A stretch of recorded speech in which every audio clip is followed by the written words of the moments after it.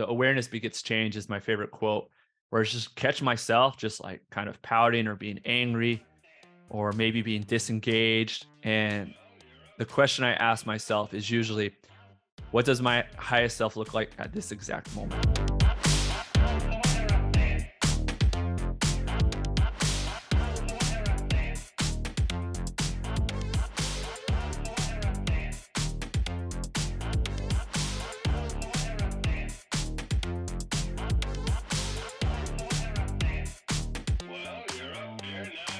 All right, hey, tallest podcast on earth.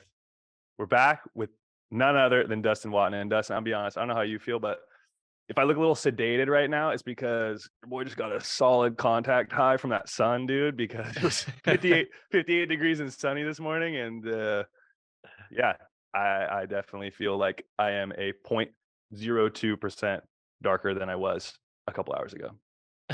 Yeah, I mean, I think I told you this. Jeff convinced me to go to Dubai in Christmas, and then we had like another like 3-day break. And so my girlfriend was here with me and we went to Tel Aviv. And I was just like, man, what am I doing with my life? Like I can feel this way like all throughout the year. And it was so good. And it just, I don't know, the sun is just it's just so powerful. It's so like soul enriching. So Well, we and got I a little also sun feel today, but dude, I also feel like it's like everything else in life. It's like if we got so used to. I posted something yesterday where 2 days ago or yesterday was the first day of like spring is here. You know, it was 58 degrees. It was sunny. People were outside. People were showing skin for the first time. And I swear to God, I was walking around the city just like looking at people. Like in some way, I felt so connected to them. Like, you guys, we made it. Like we 100%. made it through the harshest winter in human history, dude. Look at us, you know? And I don't know about you, but it's like it's crazy that how much like the human system just adapts, right? Like we get so comfortable, and you have so much stuff going on I can't wait to dive into, but like, you know, we get so comfortable with the routine of like go to practice, we play indoor volleyball, you know, go to weights indoors, then we come back home and you know, we're working on different projects, and like we get so used to not being outside.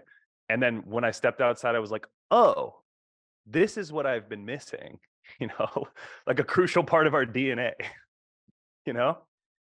Yeah, I know. I talk about it a lot with, for those that know, my girlfriend's name is Sam. So if I say Sam, with Sam, where I'm like, oh, spring in Poland's amazing. I can't wait for you to see it. And I'm just like, March, still not here. April, still not here. I'm like, trust me, it's amazing. I remember my first time in Radom, where it's just like the energy when the shops and the cafes open up outside, and just, yeah, it's just like we've made it. We made it. Because in Poland, it's like starting in October until April, you got 6, 7 months of winter. Like it's pretty freaking gnarly. And not like a Denver or Utah winter where it's like, oh, it's sunny, let's go snowboarding. It's like I can't see my hand when I walk outside. It's so dark. Yeah. And it gets dark Yeah. around 3 p.m. And so it's hard, but it's just kind of it's the path we choose, right? I'm actually gonna go to the NCAA Final Four, and if it works out, I'm gonna talk to athletes. But a big thing I want to get across is like, hey, when you go play pro, it's gonna suck, but that's okay, right? Because I think a lot of athletes that go overseas are like, wow, I'm gonna play pro. It's gonna be better than college. Pro is better than college, right? Better coaches, better management, better locker rooms, a shower that doesn't smell like a bathroom. And it's just like all these things happen, and you're like, is this like everyone's experience? No, no, no. This is probably just my experience. And it's just like, no, like pro sucks. Like, Dude, especially I for a foreign libero or middle blocker, it's like, hey, you're gonna be making less than $25,000 for maybe your first 4, 5, 6 years. man, I like revisited that the other day. I met with this girl one-on-one, and she was telling me she's playing like second division in Greece or something, and how she's like ready to go home, and just like it was her first experience overseas, and just like debriefing a little bit of what that's like. And it's such a hard thing to explain, right? Like many times you hear people like, "Oh, you're complaining that you get to like do what you love doing and do what you love doing at a professional level." And I think I think we're so unique. Like it's such a unique position to be in as compared to like getting to play in the NBA or something, or getting to play in like your home turf, or like, for example, being from Poland and playing in Poland. Like that's a dream for most of those kids, you know, like for most of those guys. And I think you're right. It just comes with like such unique challenges, you know?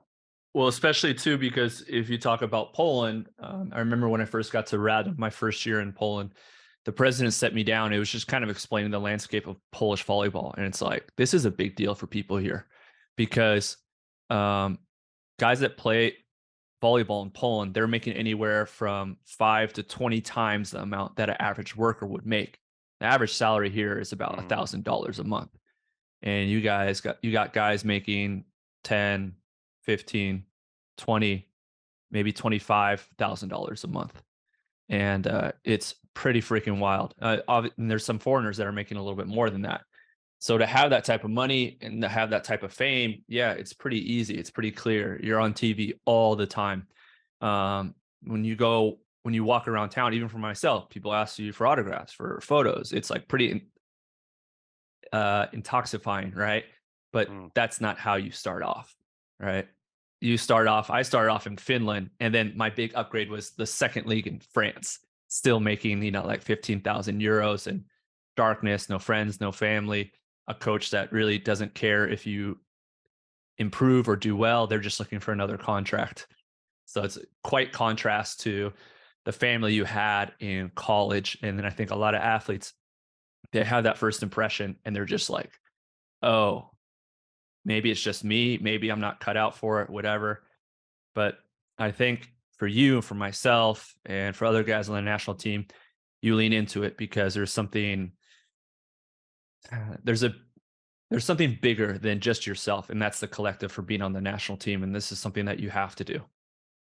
Also, this is like a random side note that I wanted to mention earlier. Dude, what is up with daylight savings? Because I just like you said, for most of the year here at 3 o'clock, it started getting dark. By 4 o'clock, it was dark, like fully dark out.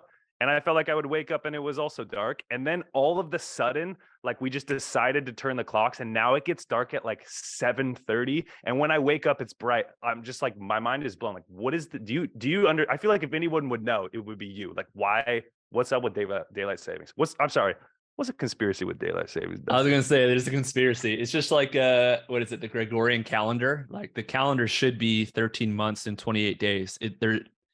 How beautiful and perfect and well organized like our world is. Like they mess up with the calendar and they mess up with daylight savings. I don't know so much the conspiracy about it, but it also really bugs me having like 7 to 10 calls a week, and then for 2 weeks the US go on daylight savings and we don't. And so that just drives me wild. But I don't scheduling know is so tricky.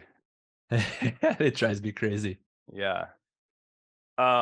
Dude, I also, first of all, I'm so happy that this is like long overdue for you to be on Tallest Podcast. And it's that time of year. And for a lot of people, maybe won't know, if you're a professional, you're going to know exactly what we're talking about. And it's that time of year where like playoffs are just beginning. And I have found this time of year the absolute hardest, the absolute most frustrating time to be in.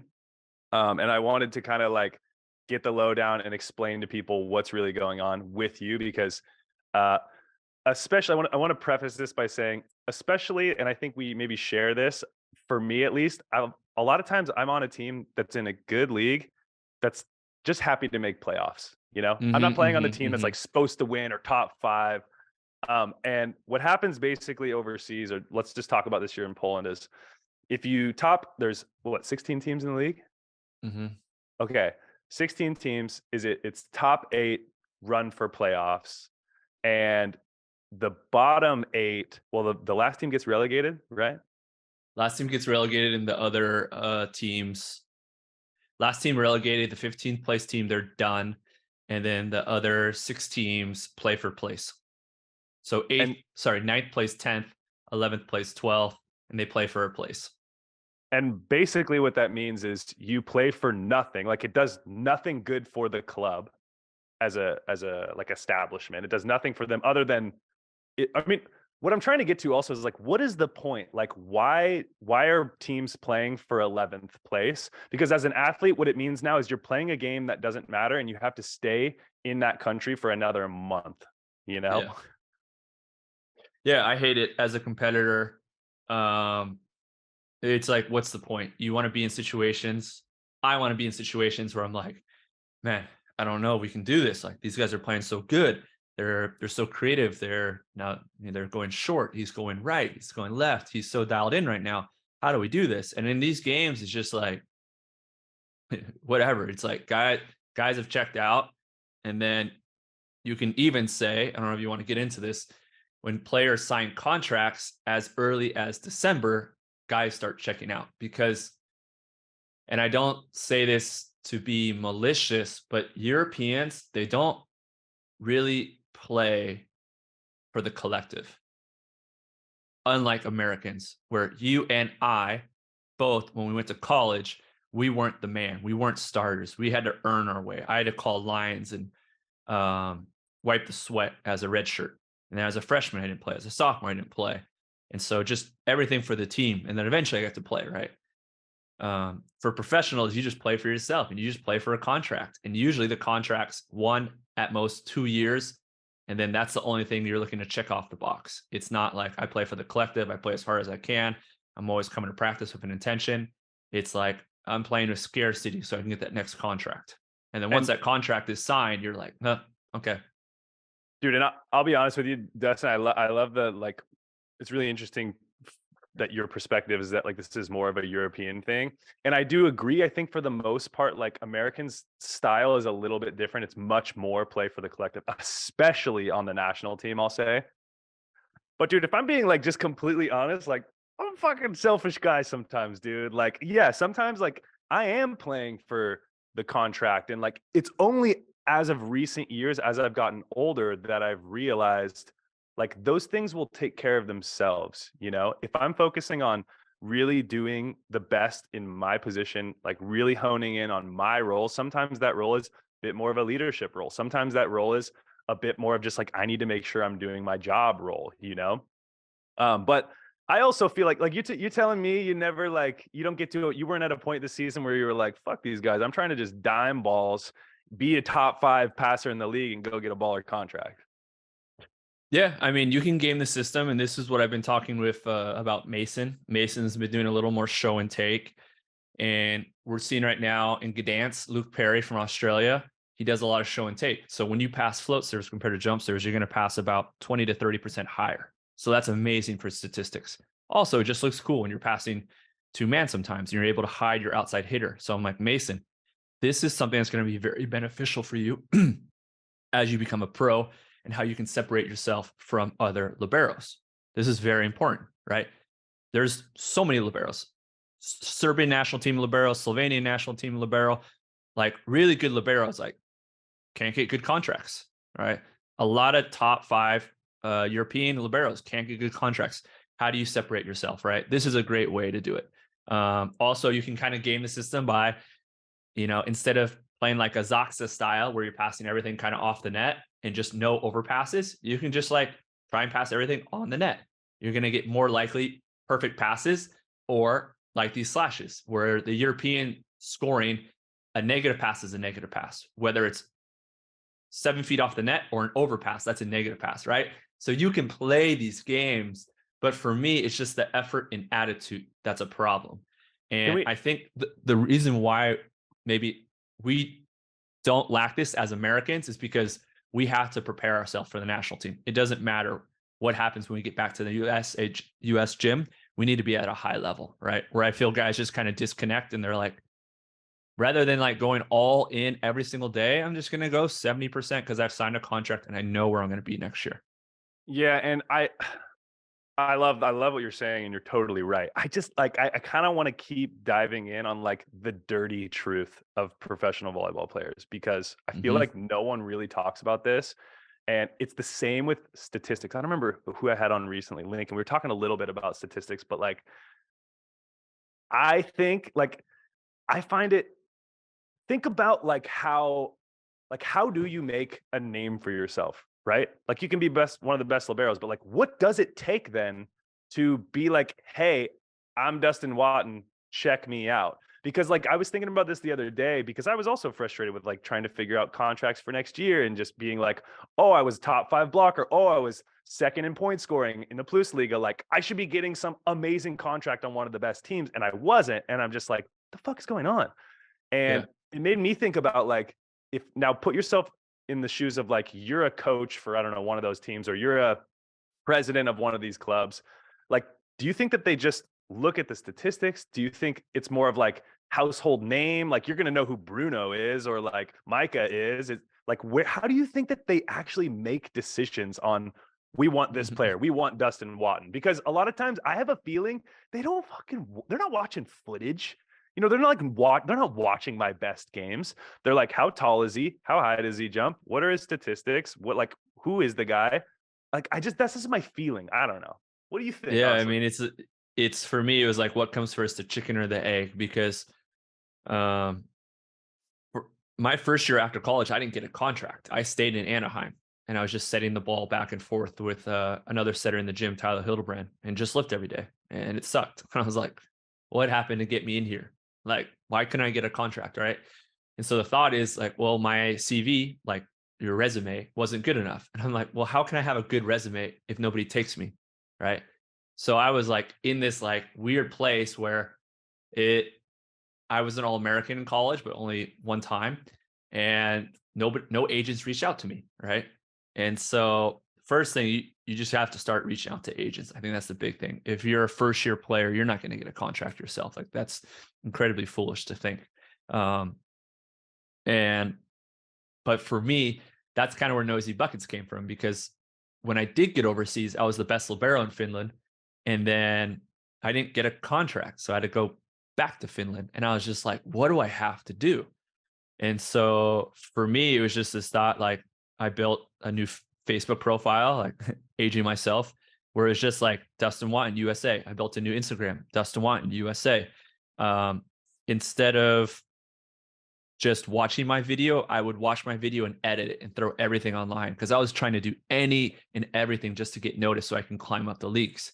But I think there's two parts. The two best things that you can do is just absolutely dominate your league and absolutely dominate for the national team. That's really hard to do if you're a first, second, third year athlete, right? So it's almost impossible to have.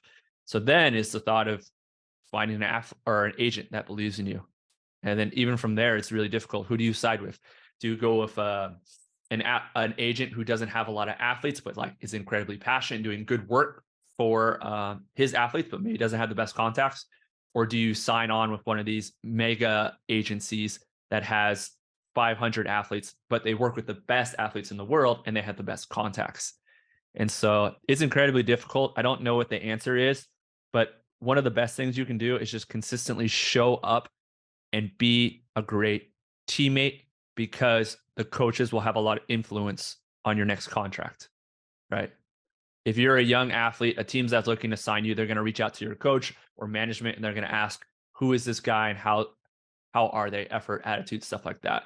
And so Mm. I think that just consistency every day in practice, which, it doesn't lead to you dominating, but I think it's just so important to have that foundation of trust when another team's reaching out. And dude, I really I want to dive. We're gonna dive so much deeper into No Easy Buckets, into kind of like your history for finding contracts. I really want to dive deep into that.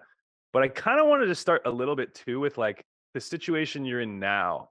I feel like if you're like down to just be like honest about the situation you've been in, like from a libero standpoint, I think there's like, I don't know. I guess like I would prefer you to talk about it if you're down. The only reason I really want to talk about it is because I think it goes to show like the incredible amount of resilience that you've built up over time. And I kind of want to dive into like how you've been handling this year's libero situation and like how you stay cool with what you're doing. Yeah. So you want me to tell what's going on with my team and everything?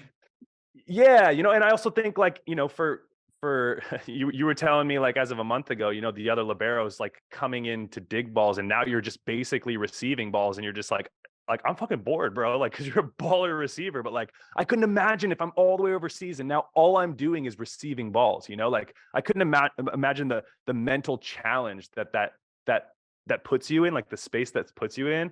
And I just really want to know like how you've been handling that, you know? Yeah, so we'll go back to last year. So I played for this coach for a couple of years now. Um, he doesn't speak English, which is something that a lot of athletes are going to have to get used to. Your coach is not speaking English. And so I played for him the first time 4 years ago, and a little bit at the end of the season, I was with the same libero, and they were switching us in sometimes as reception and defense. And he's good. He's a good libero. There's no doubt about that. And then last year, pretty early on, he made the switch, and I was like, okay, like just trying to have a wider perspective. And I'm like, okay, I can be a better defender, right?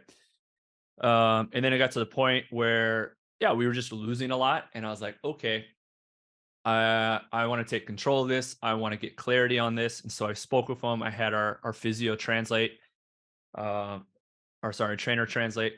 And the coach is like, "Oh, your stats are around the same. I think it's good for team chemistry if the other guy plays." And I was like, "Okay, well, I don't agree with that answer. That doesn't make any sense for me." But like, I understand and hear what he's trying to say. It's like you need to be better. And he told me too. He's like, if you're better, you'll play. And so yeah, put in some extra work because I was like, hey, I don't want to complain. That's not who I am. I don't want to gossip. I'll put in the work. I'll be better. And for the rest of the season, I thought I did a really good job digging just as a reception libero. And to the point at the end where I was getting like really mad. I was like, oh, what's going on? Like, why am I not playing? Like, I'm doing a really good job. Ended up looking at stats at the end. And in the first half, it was right. Like the defensive stats, it was like 0.45, 0.42. I was ahead. And then at the end, it was something like he was like 0.41 and I was like 0.79. So like almost double. And I was like pretty pissed off. Because that was also the year I was coming back from the national team and That's all I digs per was doing set, was digging. by the Something way. like this percentage. Yeah. I have it. Let me see if I can find it. But anyways, it was Because like also for those who don't know, the liberos, you can have two liberos and they can just switch in and out whenever, right? Like there's no amount of times that you guys can exchange. Like it's just endless. mhm. Hmm. Yeah, exactly. We can move back in. And so I saw that and I was like, yeah, that's pretty frustrating. And, the presidents and they're like, we want you to come back. And I'm like, I don't want to come back. Like, Yeah. I want to play. And they're like, oh, you'll play, whatever, da da da. So I came back and I played like 4 games this year as a full-time libero and they made a switch again. And I was like, okay. Like, and I was just pretty fed up because last year I was the second best receiver in Poland. And so it was like, cool. Like I'm doing a great job, but I'm getting benched. And so I was like, I don't really agree with it, but I accepted it last year. And then maybe it was my fault coming back, just kind of understanding that the same other libero would be there. And so it's the same thing this year and going in and out. And this year I kind of like accepted it because last year there's a lot of times too where I would come out after like a big pass and I would come out and switch with them. And my ego would just say something like, that's crap, or like, you shouldn't be coming out, or, and Hell I'm yeah. just like, oh, like just catching myself and sitting on the bench and just coming back to the breath. But a lot of times it just like really firing me up because I want to play, I want to compete. Right. And that's kind of what I told my coach the year before. I don't want to beg. I don't want to say, give me the position. I'm like, hey, I think I'm a great competitor. I really think I can help the team on defense. What do you need from me specifically? And really didn't give me an answer besides like, hey, you can like win it back. Um, and so it's pretty frustrating to see the actual like stats from last year because our team wasn't good. We were like in 12th place, and the coach's thought was like, hey, it's good for team chemistry. I'm like, okay. And this year, kind of the same thing. And I thought I did a really nice job in reception this year. Probably not as great as last year, but if we look at But the still top five, statistics, baby. Let's look at yeah, him. top Boy, right now. I I think my think boy I is think number 4 in the league. so. Number 4, I think it's number 3 for liberos, and the guys ahead of me talking about the show and take for a float. The 2 guys ahead of me are Danini and Perry, who do show and take for floats. So we look at the stats. I'm guessing Perry probably has double the float serves than me, and Danini probably has like 30%, something like that, right? They're still probably passing jump serves at a higher level, but yeah, that's where I am, you know. And then recently, the I had like a neck injury, like just like to the point where like my neck was like knotted up and I couldn't look, and so I missed a couple practices. And then when I did come back, I traveled for a game, more or less a must-win game, and then the coach really didn't say anything to me, and I just wasn't starting. And I was like, okay. And then our coach got fired after that, and then our assistant coaches got promoted, and they spoke to me after the practice, and they were like, "Hey, our head coach didn't want to say anything to you, but we're going to say it." They're like, "We want to, whether it's true or not, I don't know. You know, who knows the sincerity? I think they're being sincere. I hope. Still doesn't really matter." But they were like, "Hey, well, we're gonna continue playing with the other libero because we want to help him get a contract." And I'm like, okay. And and I told him, I was like, I appreciate you like just telling me it. Like, again, I don't really agree with it, but like, what can I do? And At so what point in the season is this for you where they're talking this about is this? like mm, maybe a month ago. Hmm. So we still had to win these like 3 games, To make like, playoffs. You guys were really and close to for a making team playoffs. to lose and stuff like that. And I'm like, I don't get it. Like, do we want to make playoffs? Do we want to help someone? And again, too, like in the past, with other liberos, with other second liberos, I've been in that position. Also with this coach that we had here, where we're playing in these play out games, and I'm like, hey, you can play the other libero. Like, it's fine for me, like to help him maybe get a contract or something like that. You can play him. And that coach is like, no, we're gonna play you. We want to win. And so that was kind of frustrating to me too. And I don't know, maybe there's something else behind it. Like, I don't know. It's not my job to make assumptions or to get in this kind of conspiratorial mindset. But Even though it is so much I fun just to get found in that myself on the conspiratorial bench mindset. cheering. Fans have reached out. Why aren't you playing? And I don't want to gossip. Only reason I'm telling you this is because the season will probably be over by the time this gets out. Other players ask me too, why aren't you playing? And I just, I don't really say anything because I don't want to gossip. But yeah, I mean, even to the point where last 2 years I've been the second best receiver in Poland. This year I'm the third best libero. And I'm just like, I find myself on the sidelines, and it's just incredibly difficult. Of course, when I go home and I can zoom out of all the stuff I'm doing with Noisy Buckets, um, you Wait, know what? Dustin. It good. No, I just really want to know, like, you are someone to me when I think of like your self-awareness or like what you represent. It's a lot of like stoicism. And I think you talk about a lot about it, you preach a lot about it. And you find it's very valuable for yourself. And so my first thought was like, it's so nice to hear you, like as someone to me that sometimes you're like so stoically, like, how do I say this? It seems like your representation of how you are or how you exist in the world. You're just like so good at just like focus on what I can control, moving on. And in some way for me, it's like so nice to hear that like like your ego still exists, that sometimes it speaks up and it's like, fuck this guy. I should be fucking digging balls, Like it's so nice for me to Yeah. hear because on the outside, sometimes I'm like, damn, how is he able to like handle all these different things and stresses in his life like so stoically? And so my thought is then like, so you find out all that's happening in the last month and you're kind of like, all right, let's just control what I can control. Like those It's days that were hard, really tough for you, like how do you handle that? in practice, I'm like, I'm gonna dominate. I'm just gonna absolutely crush it. And like the second team, we're gonna absolutely ball out. That's it, right? Because I've been in this situation before. I was there in Berlin. It was kind of another weird situation. But I found myself on the bench. They brought in another libero, and I was like, this freaking sucks, right? And I went, I chose the hard path where it was anger, frustration, and resentment. And every day I came to practice and I'm like, fuck this. This is crap. And playing as hard as I can and yelling and sitting with my arms crossed on the bench. I should be playing. Oh, the other barrel's sucking. Yeah, I should be playing. Um, and it's just, it's, it doesn't help anyone. Doesn't help the team. Doesn't help myself. And so that's not saying I still don't have these moments where I'm like, this is stupid, this sucks, because it does happen, especially in games where I'm like, I'm not in Poland for like to take money. Like I'm here to play. I'm here to compete. I'm here to do what I love. And so it's incredibly frustrating, but it's just awareness, right? The awareness begets change is my favorite quote, where it's just catch myself just like kind of pouting or being angry or maybe being disengaged. And the question I ask myself is usually, what does my highest self look like at this exact moment? And then from there, it's usually just like take a breath, or if I find myself on the bench, it's just clapping. And it's just like, we've had this conversations too, because like as a whatever, third, fourth middle in the national team, as a second libero for the national team, it's like in a weird way, we don't really have that much respect. And that's not what we're playing for, but it would be nice, once in a while. Cause I also play on like pretty average teams too in Poland. Like I don't get looks from the best teams.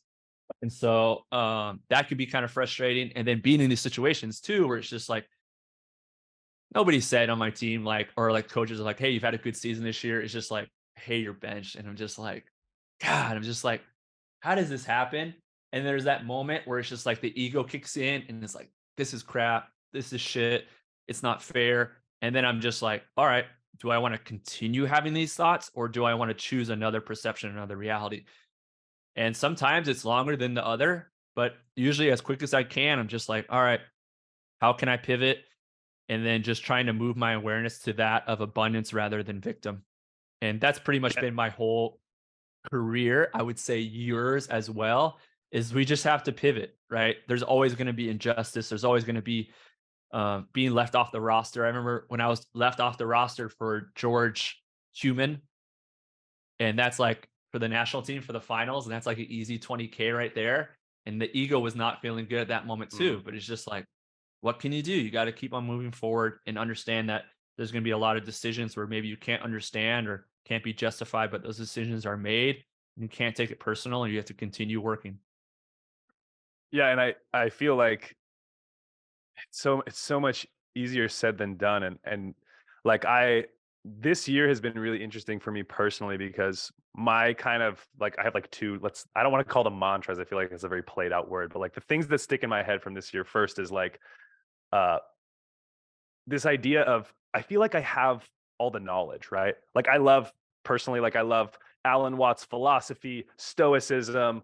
Like there's so much like Bruce Lee philosophy, like so much like Eastern philosophy that I've kind of accumulated into my self awareness, and I'm someone who I don't want to call it like a spiritual practice, but I really care about understanding myself. And I feel like I'm constantly when I get in those moods where like my ego's flaring up, I'll like watch some video and I'll listen to Alan Watts at lecture or something and be like, oh yeah, like totally. Oh my God. Like Exactly. Of course. he's saying Yeah. exactly how I feel, you know? And then like someone knocks at the door and it's time to go do something. And then I'm frustrated about this. And like it's so hard to live that. And my thought now, and this is where the second thing comes in, I'm kind of rambling here, but like is this thought of slow down because what I want to do now is take all this knowledge. And I think so much of us, when we have problems, we go straight to like some YouTube motivational video and someone, I don't know who Jim Carrey or fucking Liam Neeson or someone gives like a speech at a college, and you're just like, oh yeah, you're like, yeah, I totally understand. I feel that. Yeah. And then the question is now, how do we apply that into real life situations? And I think someone like you and me who have been practicing this type of let's call it, I don't know, type of living. I'm like fucking such a dull boy right now. But like this type of living and existing in the world of being self-aware and understanding when those things rise up. And I think volleyball is definitely one place I go to right away where it's like it pulls out my ego so much, like so heavily. And it's the real challenge of like, okay, you have all this knowledge, but now how can you cultivate this knowledge and turn it into wisdom? And to me, it's taking all the things you know and now applying them and now continually practicing applying those things. So now you don't just have the knowledge, it's like now it's actually a part of who you are and you're able to express that in the hardest times. Like what things do you do to like keep working on that muscle?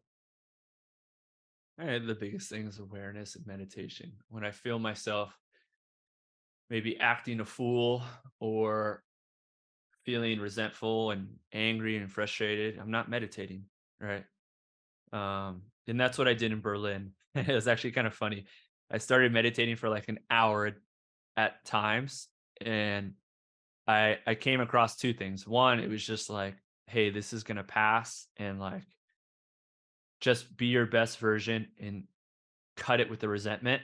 And the other thing I got was like, I need to break up with the girlfriend at that time. It's pretty funny. Yeah. But just the clarity that deep meditation brings. But it's And just awareness, right? can you describe that too? Like when you say deep meditation, what is that? Is that sitting, listening to a mantra? Is that like a guided meditation? Is that you just like being quiet for, dude, I remember, because you and I have been friends for a little bit. I remember when you were doing like really long, like hour-long meditations. And I try to do, like, I'm working right now with a therapist to work on that, like to work on just quieting the noise and just listening to what comes up.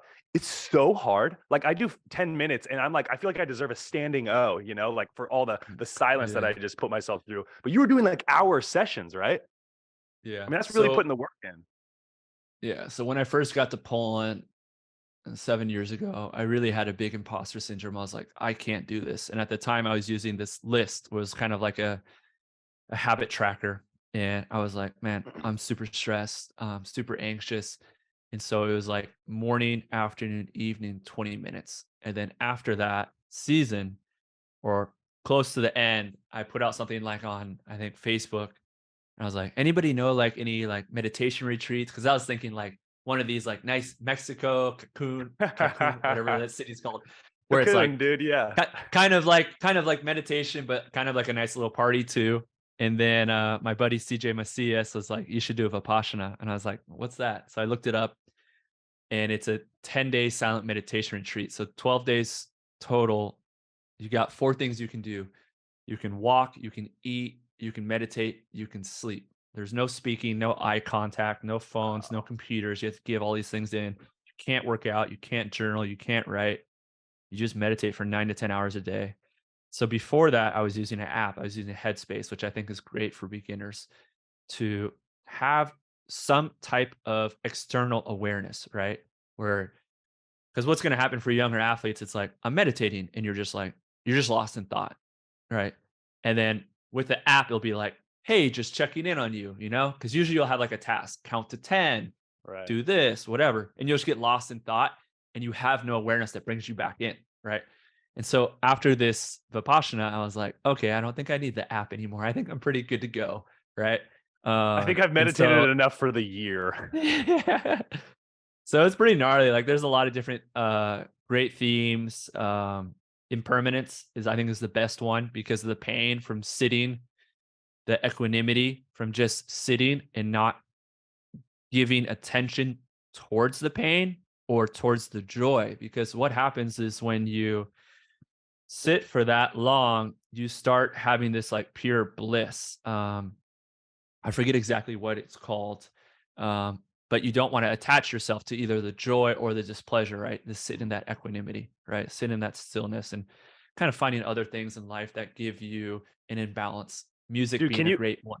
can you Go ahead. talk me through like day one? Like what's day one? You show up there and it's like you're going from meditating on your phone for I don't know what, 20 minutes, 30 minutes, let's call it an hour, to now it's like 10 days straight of 9 hours a Yeah. day meditating. Like, bro, take me through. You sit down in silence. You can't talk. Can you talk to people at all or not really?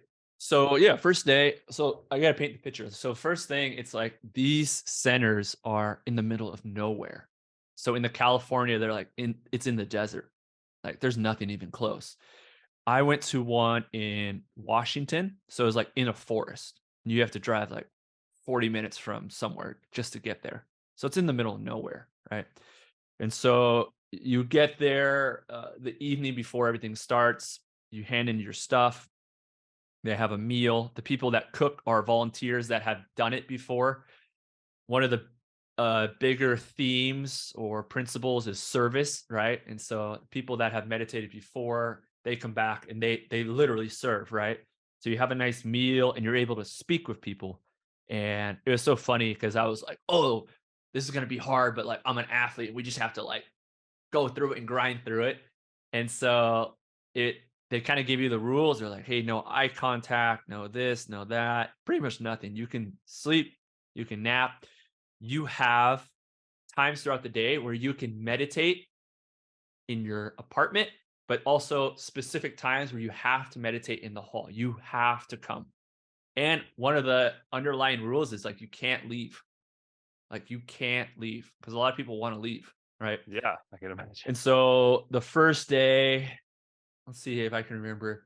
It's something like you're up at 4:30 and you meditate from 5 to 5:30. You have breakfast and then you meditate again.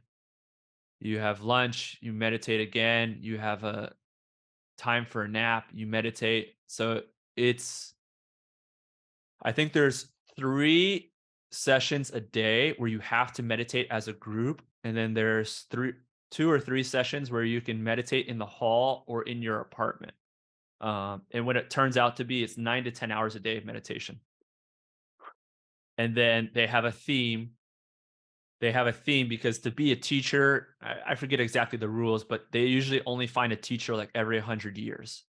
And Wow. so the teacher was like, he did a class in Berkeley like in 1999 or something.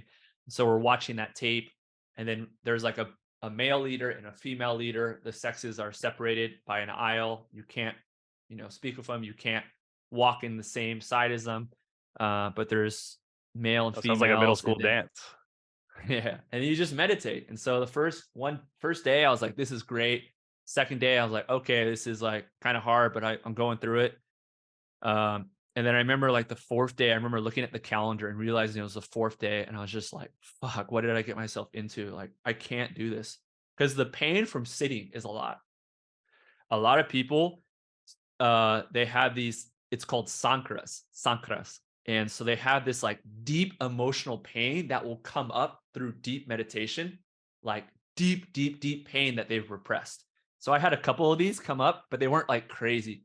One was like I remember I farted in a hot tub when I was like 12 with like boys and girls, and everyone knew it was me, and it was like this deep shame, and I was like, and you relive it. You relive it. Like the emotion is What? so intense that you relive the moment, right? So some people are like crying during meditation. Some people are yelling.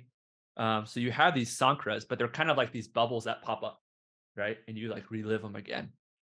So I had like 3 of these, but nothing was like crazy.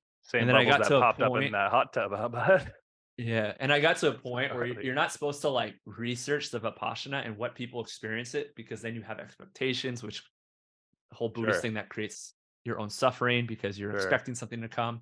Mm. But I read that if you do it correctly, you're supposed to have this like euphoric bliss, right? And so like on day 7, I went to the teacher because you're not supposed to speak with them unless for emergencies. And I was speaking, I was like, I don't know if I'm not doing it right because I'm not feeling this. And the suggestion was like I had to meditate all throughout the day. Meditate, obviously, the meditation, like really focus on the sensation of my breath. And there's like different levels of meditation. Like the first is just focusing on your breath, then it's a sensation above your lip. And then you do like this scaling Yeah. of sensations. And then you just do like scaling up and down. And so the teacher gave me that advice to like really focus on the body when I was meditating, and then also to meditate while I was walking, meditate while I was eating. And then like I think it was like the 7th day. And wait, Dustin, just to be clear, like meditating while you're walking, while you're eating, is that just like let's take for example meditating while you're eating. Is that like mindful eating? Like like Yeah. you're allowing yourself to taste? Like what does that actually look like? Deep awareness in the physical. And so it's like when you're walking, and eventually I started teaching this too, it's like heel to toe, heel to toe, and just feeling like every movement and placing your awareness. Mm. With the eating, it's like this feeling of gratitude and like the food coming in your mouth and like the nourishment that it's bringing you, rather than like say the exact opposite would be like on your phone and you're eating, you're just like mindless, right? Yeah. And so just being incredibly 95% of my mindful, eating. yeah, mindful and aware of like just each moment. And so I got to the point where there was just like this crazy like bliss and warmth coming through my body. And I was just like, I could meditate. I felt like I was like in a bubble, like almost like a go-to Dragon Ball Z bubble where I can just sit. And like I remember hearing the bell, where like the bell was like, okay, like stop meditating. Where in the past 6 days, the bell will come and my body would just be like, oh, finally. I'm like, oh my God. Or like, 20, 30 minutes away from the bell. I'm just like, when is it going to ring? When is it going to ring? When is it going to ring? And that seventh day for I think 3 of the sessions, I was just like sit there and like the bell rang and I was just like, I wasn't going anywhere. It just felt so good. And so I remember Wow. going to the teacher and telling him, I was like, hey, I experienced it. Da, da, da, da, da. And it's like, all right, well, now you have to be aware of the equanimity in regards to this pursuit of an external feeling, right? Now it's Mm, this pursuit of pleasure rather than pushing away this pain. And I was like, it's starting to make sense, right? mhm. Because where I was craving something, right? Before I was craving not to feel the pain, and now I was like craving this pleasure. What was really interesting though, um, in the 11th day when you could start speaking again to people, this dude was like, "What happened on the seventh day?" I was like, "What do you mean?" He's like, "I could feel you on my body," because the guy was sitting to my left. He's like, I could feel your warmth on the right side of my body." I was like, Whoa. and I was telling him kind of my experience. He was like, "Yeah, bro, I don't know what you're experiencing, but I could feel you on the right side of my body during the meditation." And so it was a really unique challenge. And I think from there too, it's just this thought that for me personally, there's so much about the mind body connection that has been left uh, unexplored. And so, and for anyone that's like loves meditation, loves pushing themselves, it's pretty freaking intense, but it's a pretty cool challenge. Yeah, I mean, you honestly got me like super hyped up to dive into that. I feel like, like what's trendy now, like ayahuasca or like, like doing some big like doses and like having a shaman and doing all these things. And I feel like meditate, like doing I'm working right now with a therapist, like working through some of these things. And what we're trying to work on, what I'm trying to work on with me, what I realized is I need to be good at slowing down, which blew my mind because like you, I think like I pride myself on being like a pretty chill dude, like I can kick it, dude. That's what I've been doing my whole life. Go to the beach, play volleyball. And what I didn't realize is that I think in some way playing volleyball and being so active, like we're so used to being ramped up all the time. Like going to training, it's like we're super focused on what we're doing. We're ramped up, we're ramped up. And then it's like you should be recovering, or you could be, as you get older too, it's like you should be working on NOEZBUCKETS. You should be doing this. You should be doing this. It's like we're constantly like boom, boom, boom. And as I've gotten older now, I'm like, oh my God, I can't just like watch a movie and enjoy a movie anymore. I can't just like go for a walk because I want to. I have a hard time just reading a book. I just constantly feel like I should be doing something active about it. And the irony I think that I'll come to find in my journey now is that I'm going to learn so much from just being silent. So just listening to you say that was like, oh, I think it's really powerful, like personally for where I'm at in my life right now, where I'm like, oh man, it sounds like I could really benefit from like really going farther, right? It's like like I said, I do a 10-minute meditation. I'm like, I did it. And I think for so many kids, like I wish this stuff was being taught in schools. Like I wish when I played club volleyball, I knew a little bit about like some meditation, some visualization, because that stuff for me now is so powerful. And now that I've gotten older, I'm like, oh, I feel like I need to like take this even farther to continue to better understand myself. And so it sounds like from like you went pretty much as far as I personally ever could imagine taking it. Right now I'm like, I'd love to just sit in silence for 30 minutes, like that's my goal. But you've taken it far, and it sounds like it was a And great that's the trick. experience. I'm guilty of it too, but it's just like everyone wants the easy fix. Like I want a dose of ayahuasca, like, or I'll do some DMT, or I'll take some mushrooms, and it's like, boom, now I'm in this state. Who wants to sit still For real. for 12 days? And usually, and the people that I met, it was a lot of addicts, Mm, some people with PTSD, or people that were just like really far on the spectrum of like mindfulness, right? So mm, a lot of successful people that had addictions, and like I think they're at such a low point of who they wanted to be that this was the only option for them to completely detach. Because again, like, can you imagine right now, like as you and I are kind of building our business, 12 days not doing anything on our business when we're wearing every hat, we're sending emails, we're sending texts, we're doing webinars, 12 days without doing anything. It's mm, crazy, especially too, because I think where I have trouble, and I'm not as mindful as I've ever been, not even close to it, is this ego trick where it's like, I need to work because I'm serving others. Mm, I need to do this. I need to serve others. Can't can't not like do anything or read or meditate. I have to work to serve others. And this is like the ego kind of like manipulating me. And this is where mm, I'm having a little trouble with too. Because it feels so good in the work I do and to get messages from kids mm. or coaches where it's like, you've helped me.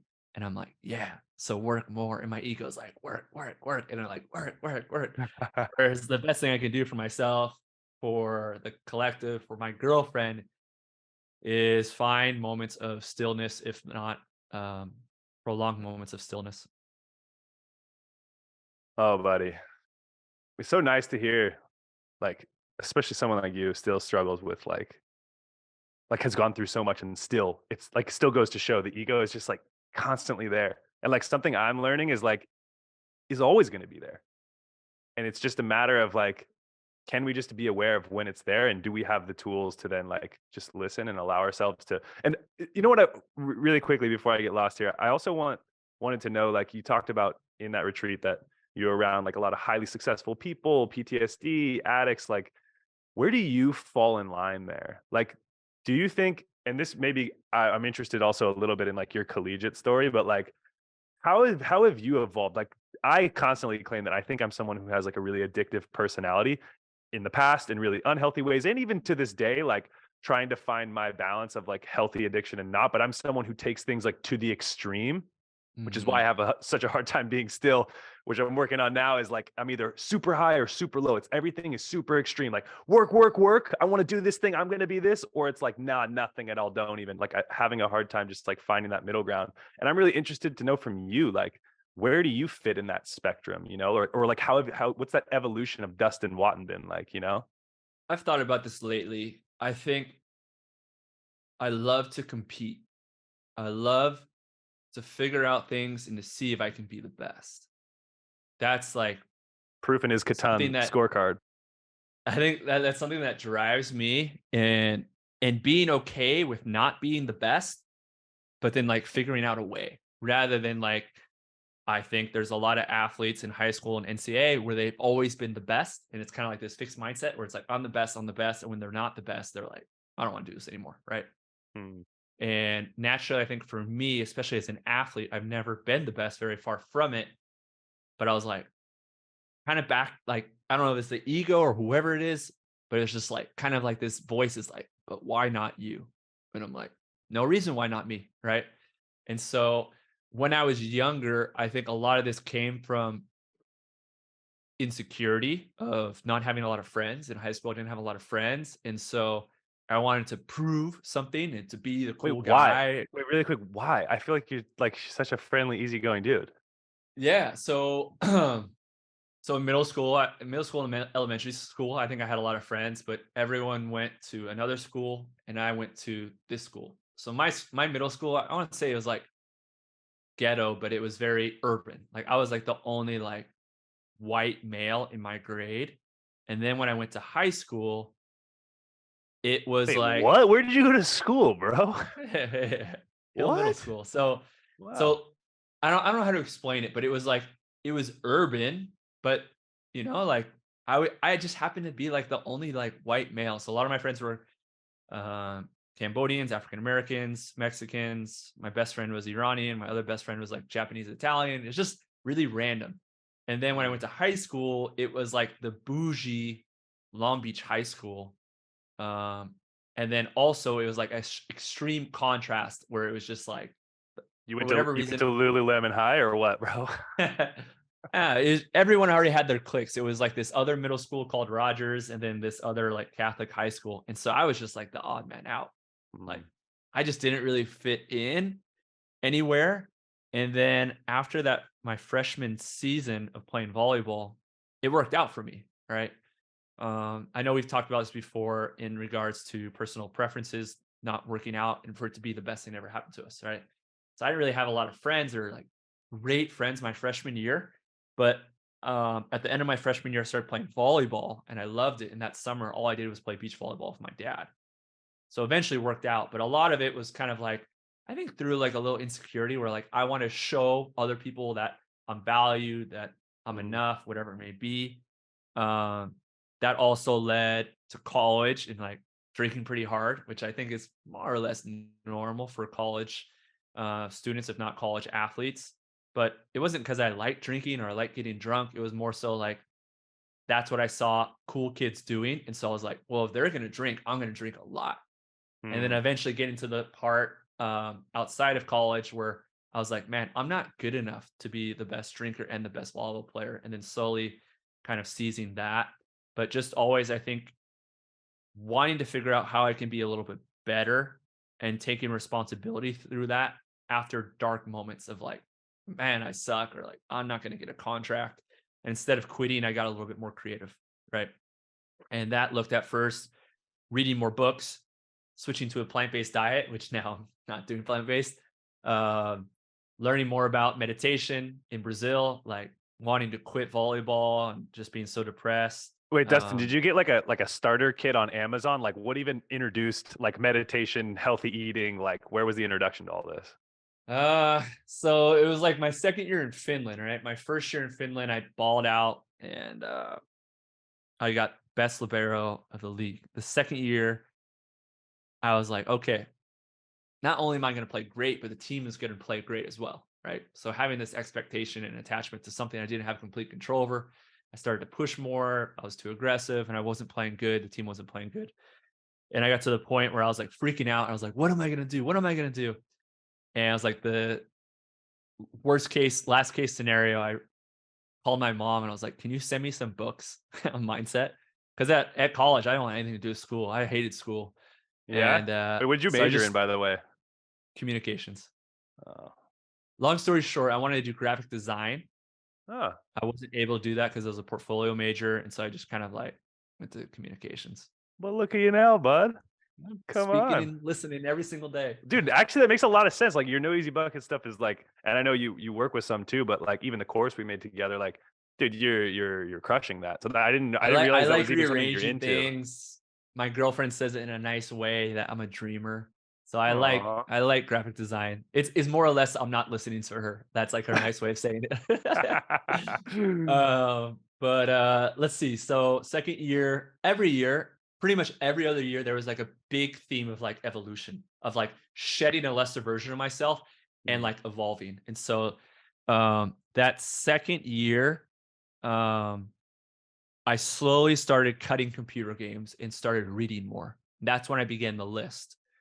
Um, the second year in France, I went plant based and started taking a little bit more control over my diet, sleeping better, and just being more mindful of what I was eating. In Brazil, I was just like completely caught with my pants down mentally and like emotionally, and I couldn't deal with it. For those that don't know, Brazilians like a very cutthroat, we'll say sports environment. If you're not doing something well in America, it's like, hey, good try, bud. Like maybe next time, you know? And in Brazil, it's like they just yell poha at you. And I just took everything personally. I was like, they mm, don't like me because I couldn't speak with anyone. Everyone speaks yeah. Portuguese. Don't No one speaks English. I couldn't really speak with anyone. It was the first time I wasn't hanging out with anyone. I had to like commute like an hour and a half to practice every day. I was playing with some of the best players to ever play volleyball, and I felt like they hated me and they again, still, I was still very insecure about myself. And so I didn't know what to do.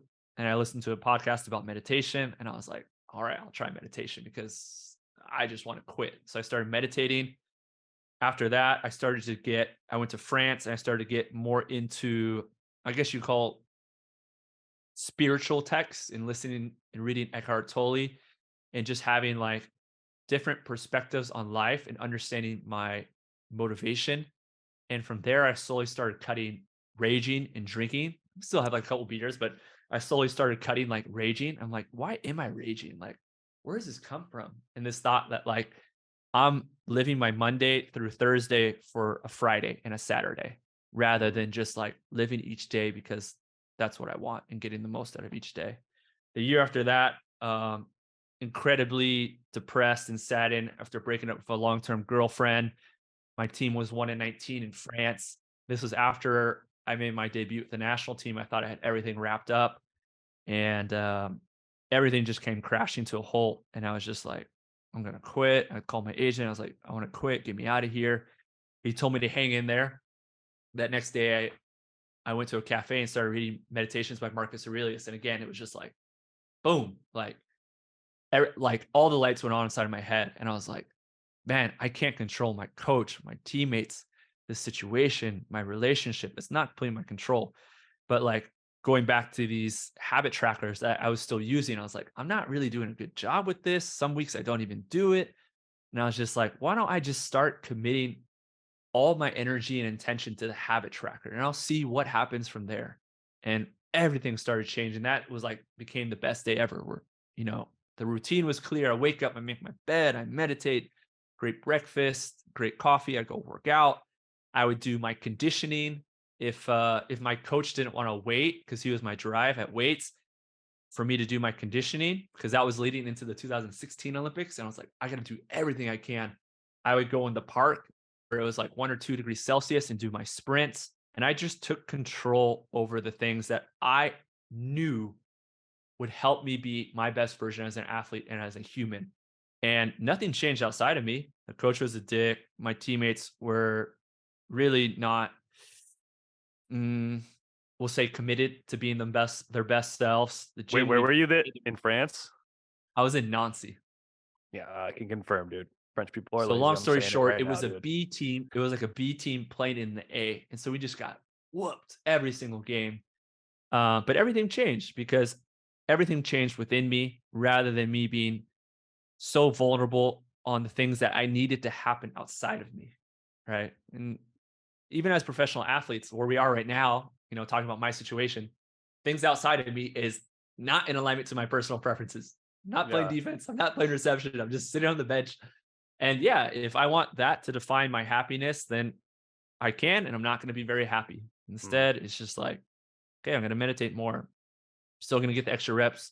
And like, I'm going to be on the second team and I'm going to push the first team because even though it really bugs me right now, it's like in a week, in a month, in a year, I'm not going to think anything about it.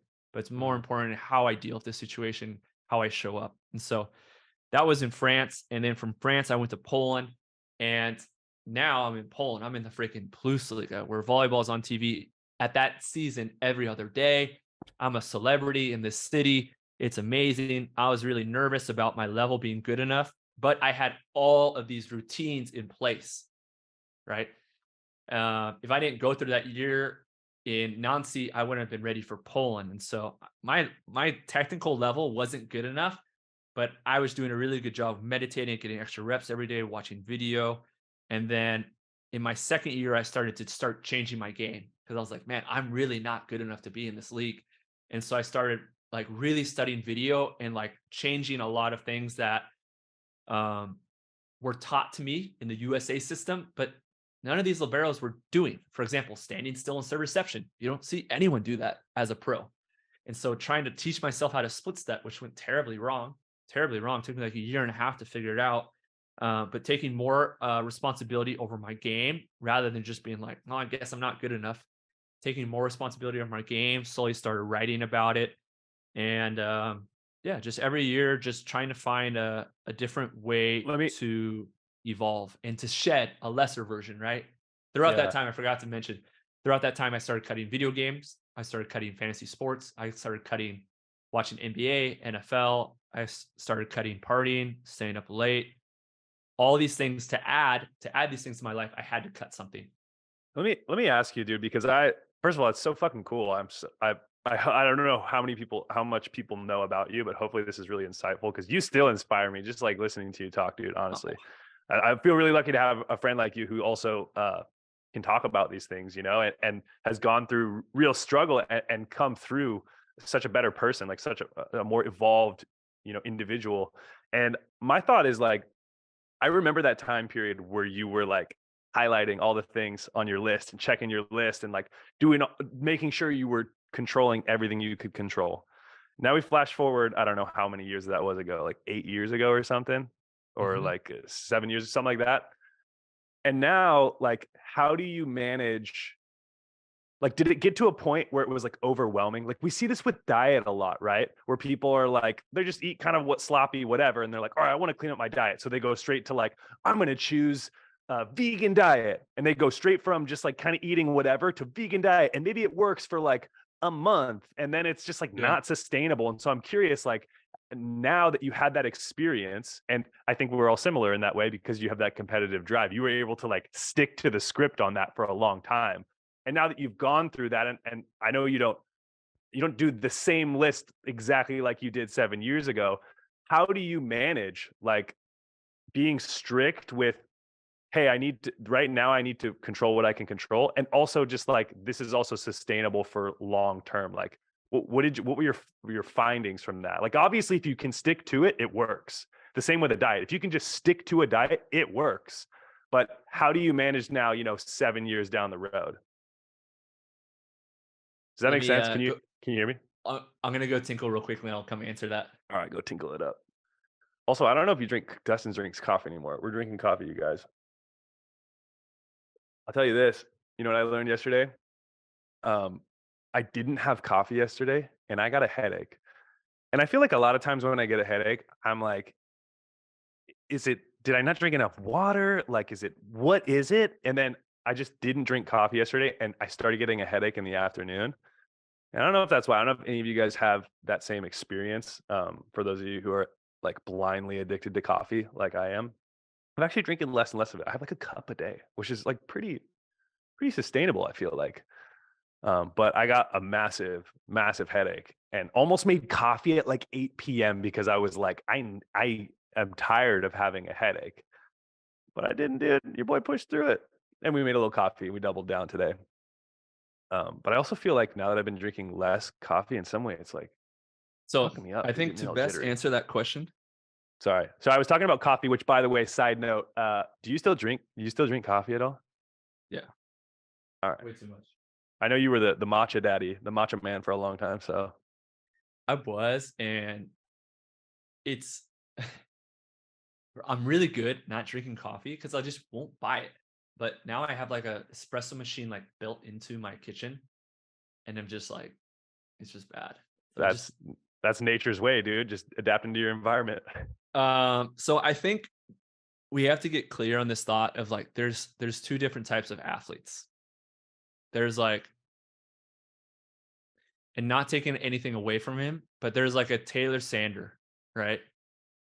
Like, you can't lift, you can't train, you're not going to be like Taylor Sanders. Or I remember when I was watching Reed Pretty in the gym, it was like a ball that was like 20 feet off the block, and he ran and like scooped it and dove. And I was like, I went to AB, which is our physio for the national team. I was like, how do you train that? And he's like, something, he said something along the lines like, come on, kid, you can't train that. You're born with that. Something like that, you know? Mm, Where obviously Taylor and Reed has worked really hard to get where they are. But like you and we are not those athletes, right? We're not just like, that's the guy.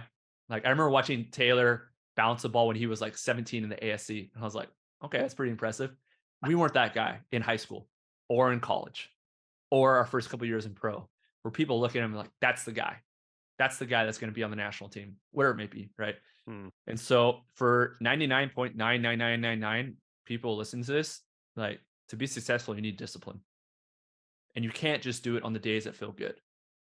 Right. I have complete and unwavering faith that you can be great if you understand the concepts and the principles and you work on it consistently and you sacrifice things that are pleasurable in your life from a young age, or even when you're starting in college. You can do it, but not a lot of people want to do it. Not a lot of people want to put money down in their name to do it. So I think the biggest thing is discipline, where it's like when I first started doing this in Finland, I was like, I'm not gonna get another contract. My career is over, right?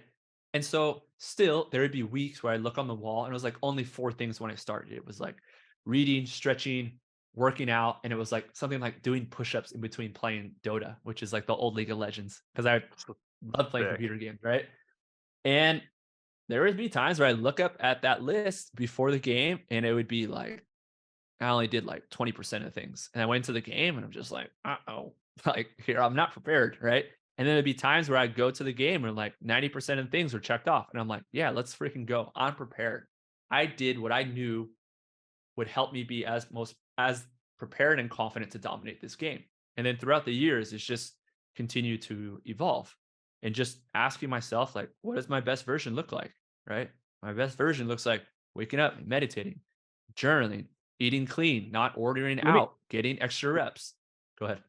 No, I do you start getting like addicted to that? Because as I'm hearing you talk, it's like you finally had that kind of like aha moment, like what happens when you really go all in on yourself. And for me, it was getting kicked off Hawaii for the second time and like or second time in the NCAA career, like getting kicked off a team where I was finally like, oh shit, I thought it was do or die before. Now it's like, will I even survive? And so I was absolutely forced into like, I'm going to train so hard. I'm going to sleep 9 hours. I'm going to double down on all these healthy habits.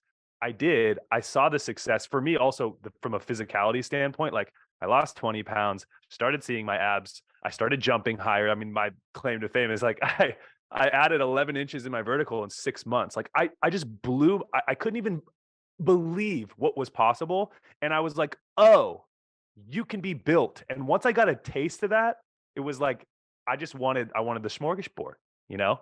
So did you have that same Yeah. kind of feeling? Once you got that taste of what it was like to like really go all in on yourself, you got addicted to that feeling of like, oh, now we're seeing and feeling the success every day. This is so worth it, you know?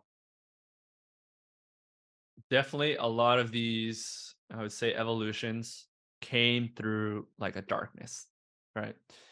In Finland, realizing like, man, I'm not going to get a contract. A couple years later in Brazil, where it's like, I suck and people and everyone knows it. Going to France, my team's 1-19 and I want to quit. Like all these things happen through like a moment of kind of scarcity and just this thought where I'm just like, I'm not gonna quit. And I think a lot of people get to that situation and quit. Like, I don't know what it is about me. Again, I think a lot of it comes from insecurity, maybe not courage, but I just don't quit. I get creative and I get more intentional. And but I don't think it was ever this thought of, oh, I see it and I feel it. But I've just always had this belief where I'm just like, why not me? Why can't I figure it out?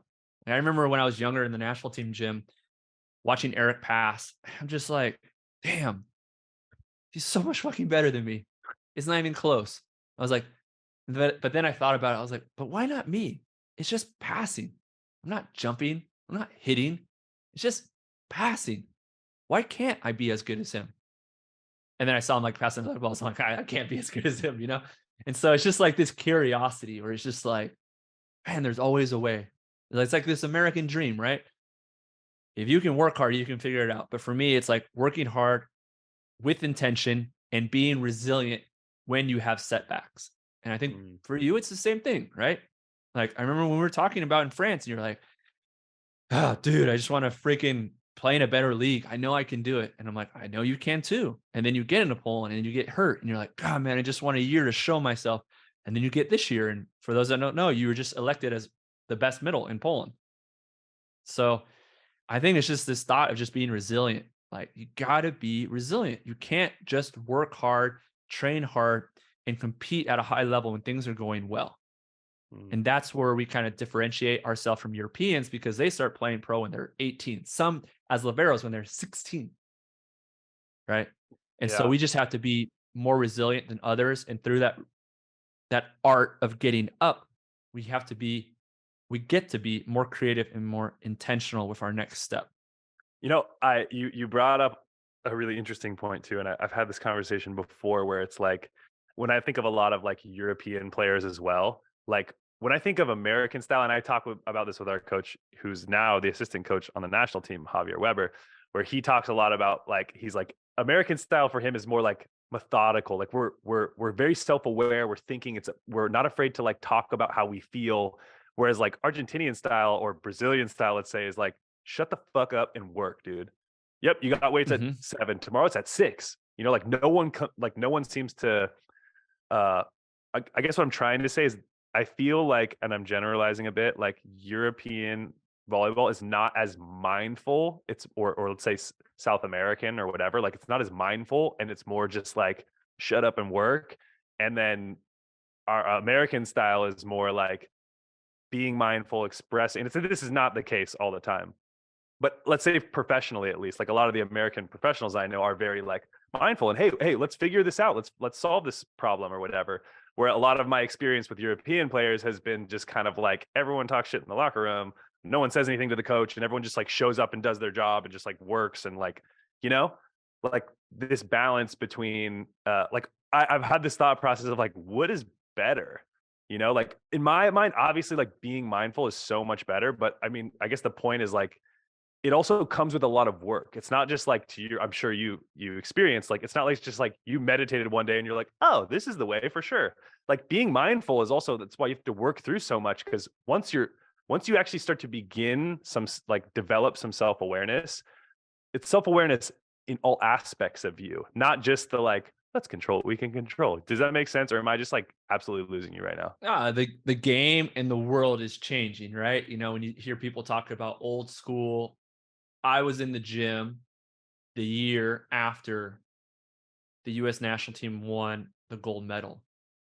That group of guys was gnarly, yelling and screaming at each other. Mm, And I know the current national team staff didn't want that, right? I think there's a balance though, right? And I talk mm, about this a lot.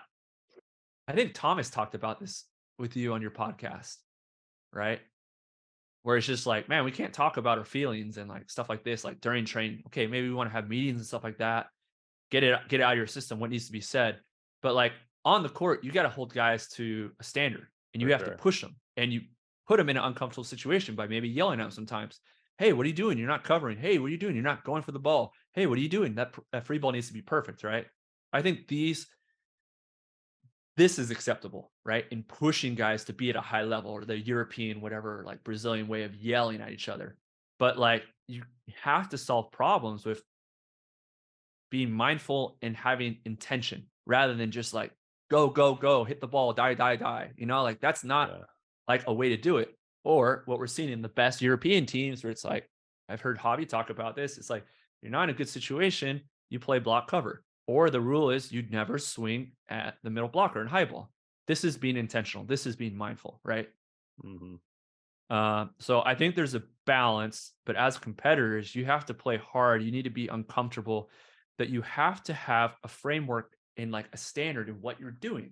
My team, we don't have any of that. It's just like, go play.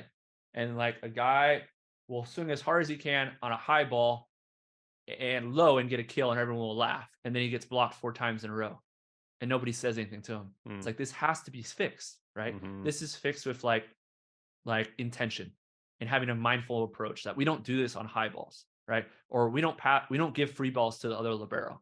We don't roll shot to the libero.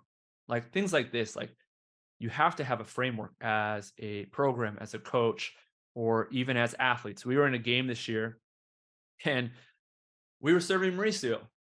Like, this is not mindful. We're serving the best, in my opinion, the best outside hitter in the world. And he was passing 90% positive, which the best passer in Plusliga passes 56%, 90% positive going in the fifth set.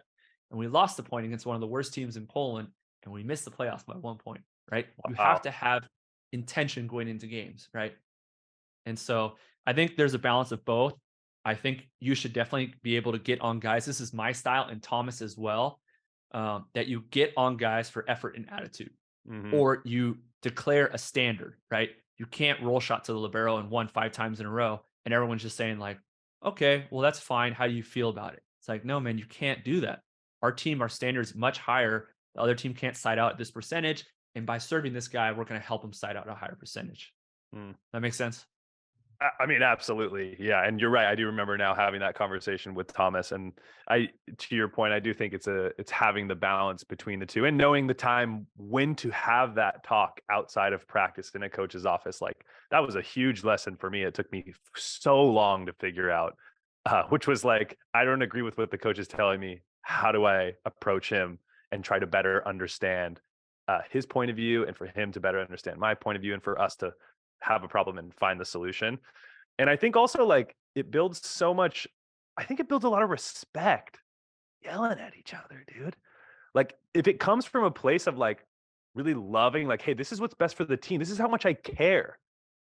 as compared to like if you're just laughing it off, whatever, it's because you don't give a shit, Mhm. or you're just like, that's like his problem. It's like, I'm just doing my job. It's like, if you yelling is caring, dude. I guess, that's what I'm learning right now. Like, For example, like guys that would get on me, Kavika, Thomas, and Lotman.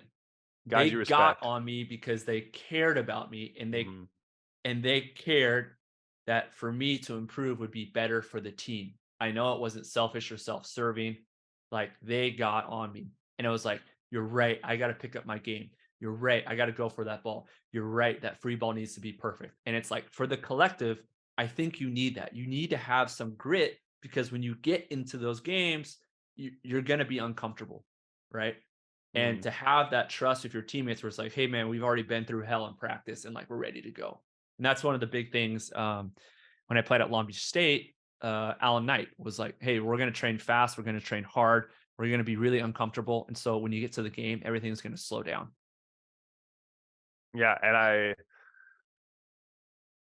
got nothing else to say about it, dude, because I just think it's fantastic. And that's and finding that balance, and I think this is a part of the beauty of getting to play professionally and having so much experience is like we've learned so many lessons.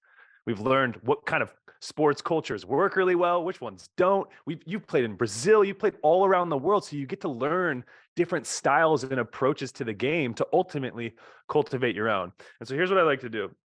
I'm gonna get out my glove. I'm gonna grab this ball right here. Why don't you get out your bat for me, Dustin? Do you mind? I'm gonna give you a nice little underhand pitch here. You ready? Go and grab that bat. Loft it up to here. Go ahead and sit out of the park, dude. All right. Hey, here's what I honestly want to talk about now is no easy buckets. Because I feel like now in seeing how you've evolved, it's been like you went through such a hell of a crazy journey and learned so much. And now it's like your time to give that back to the younger generation that in America needs it more than anyone else, in my opinion. We have no professional volleyball. They're working it on the women's side. On the men's side, like we'll see where it goes.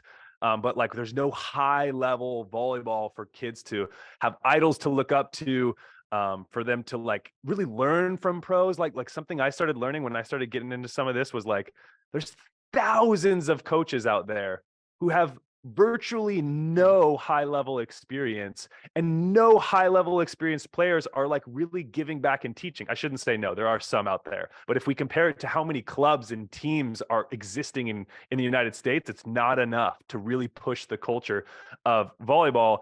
And you are the absolute inspiration. You've inspired me so much, have helped me so much in wanting to really give back. And now I kind of feel like as I get older, I'm like, oh, I've had my like selfish moments, let's say, and now it's like, oh, let's start giving back. And you've been doing that. I think you're building such an amazing culture with No Easy Buckets. So I just want to know, like, how has that process been? Like, where did you come up with the thought of like, all right, I think it's my time to give back and build something cool? Like, how did that all develop?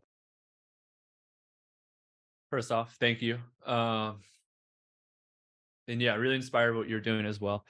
Um, but yeah, it all started 3 years ago where an old teammate of mine like just like invited me to lunch and I was like, what does this guy want from me? Because he was a very clever character in college and like he was like almost to the point of like bullying me, but for fun. And so I was like, let's see what this guy has to say, which is Kevin, which is both Taylor and I's personal coach now. And so he was like, what are you doing with your audience right now? You have an amazing audience. It seems very genuine, sincere. What are you doing? What are you selling to them? And I was like, I'm not selling anything. Like, I don't want to sell anything. He's like, well, what do you want? Kevin's a really smart guy, really good with his words. He's like, what do you want to do Did with you the play with audience? him, by the way? Sorry. Yeah. Yeah. I didn't know that. Yeah. He's a smaller middle. Oh, okay. Well, that I knew, but okay.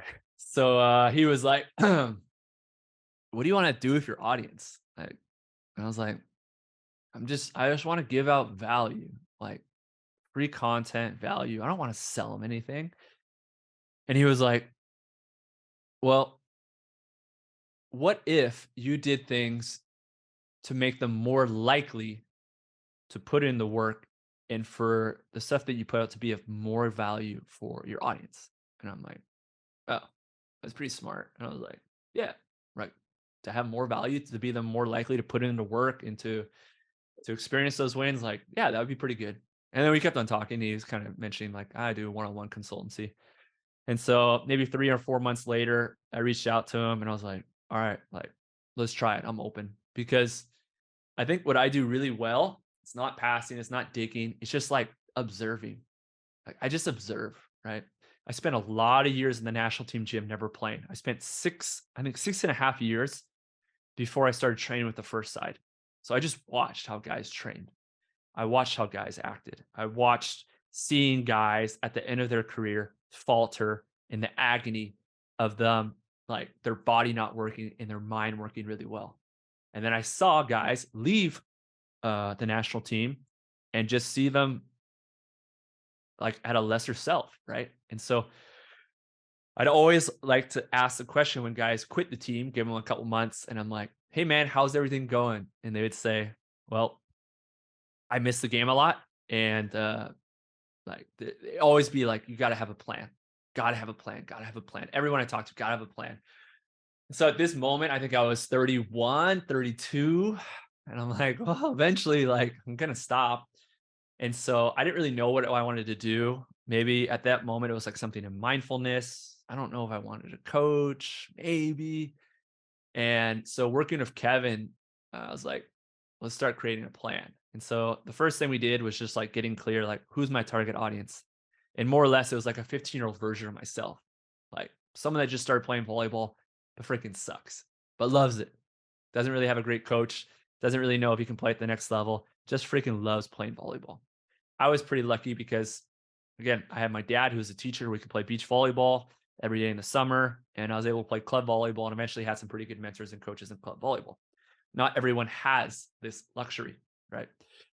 And so that was my first exercise, and then from there it was like create a product. And the first thing I did was like an emotional intelligence journal.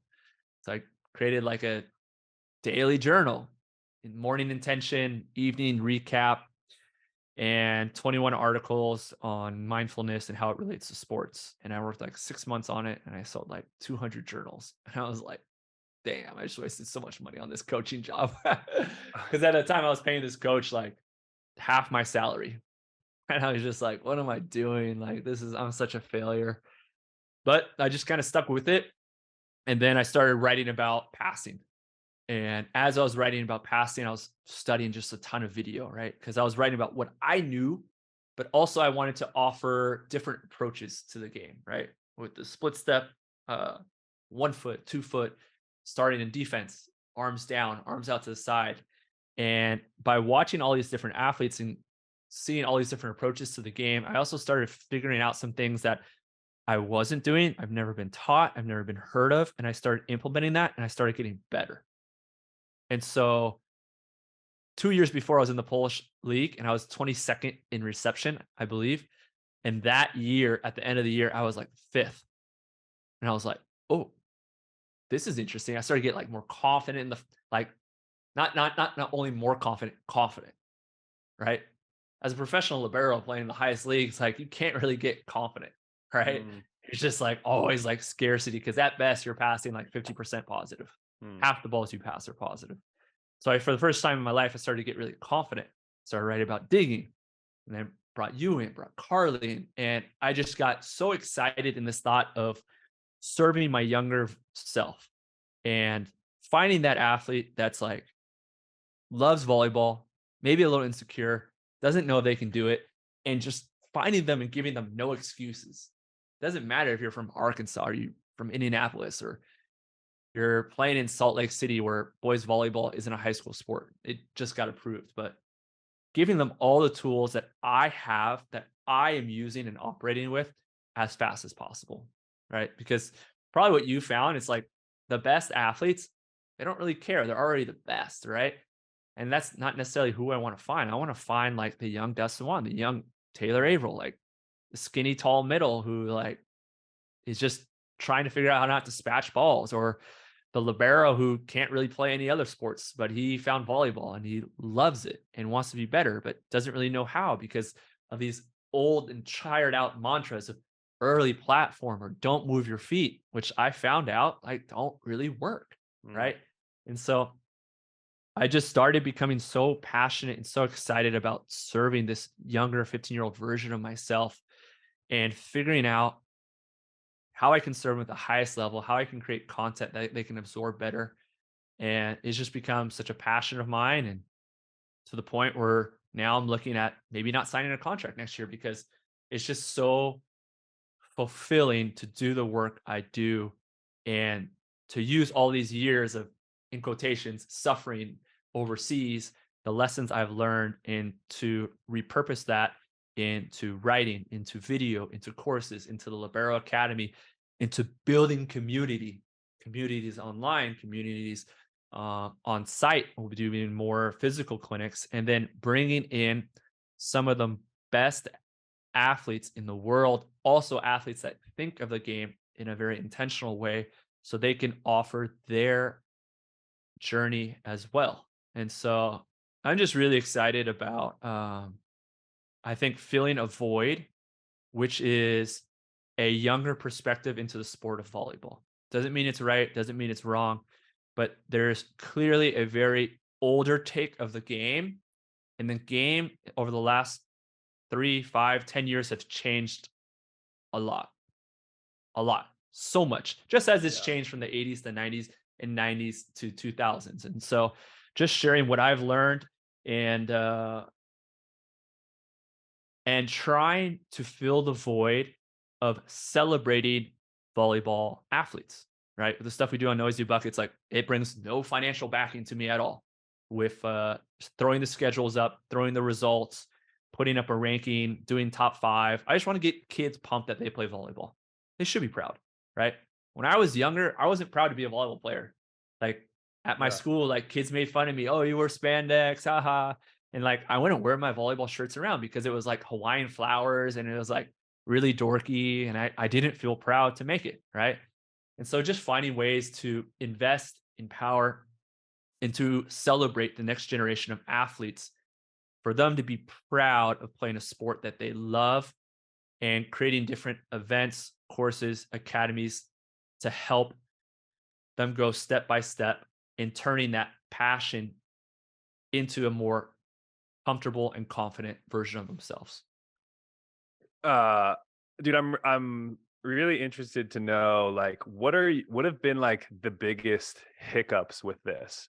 And like for example, it's clear to me like the good, right? Like in working with kids one on one and like building a community. Dude, when someone sends me a DM and they're like, I love the podcast, or like, dude, this like if you talk about split step, we also talk about split step a lot, middle blocker academy, you know, like it told me so much close faster to the pins, like kids and coaches who get excited about it. It is just like direct fuel straight in my rectum, like straight to my fucking head, you know, where I'm just like, Yeah. this is amazing. This is why you do it.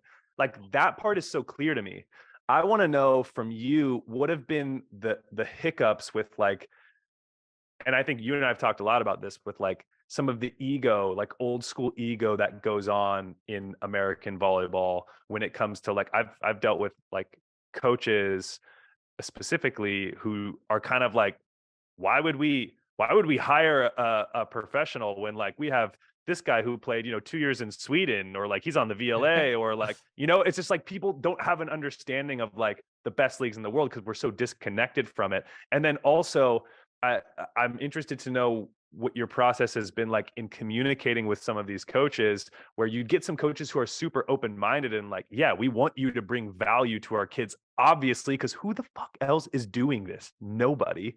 And then still getting like some pushback, or like it's too expensive, or it's too much this way. Like that's got to be so frustrating. So I want to know, like, how have you been navigating like introducing something to American volleyball, which in my opinion is very new, which is online academies, which is professionals finally working, getting a chance to work one-on-one with the next generation. Like what are the hiccups been?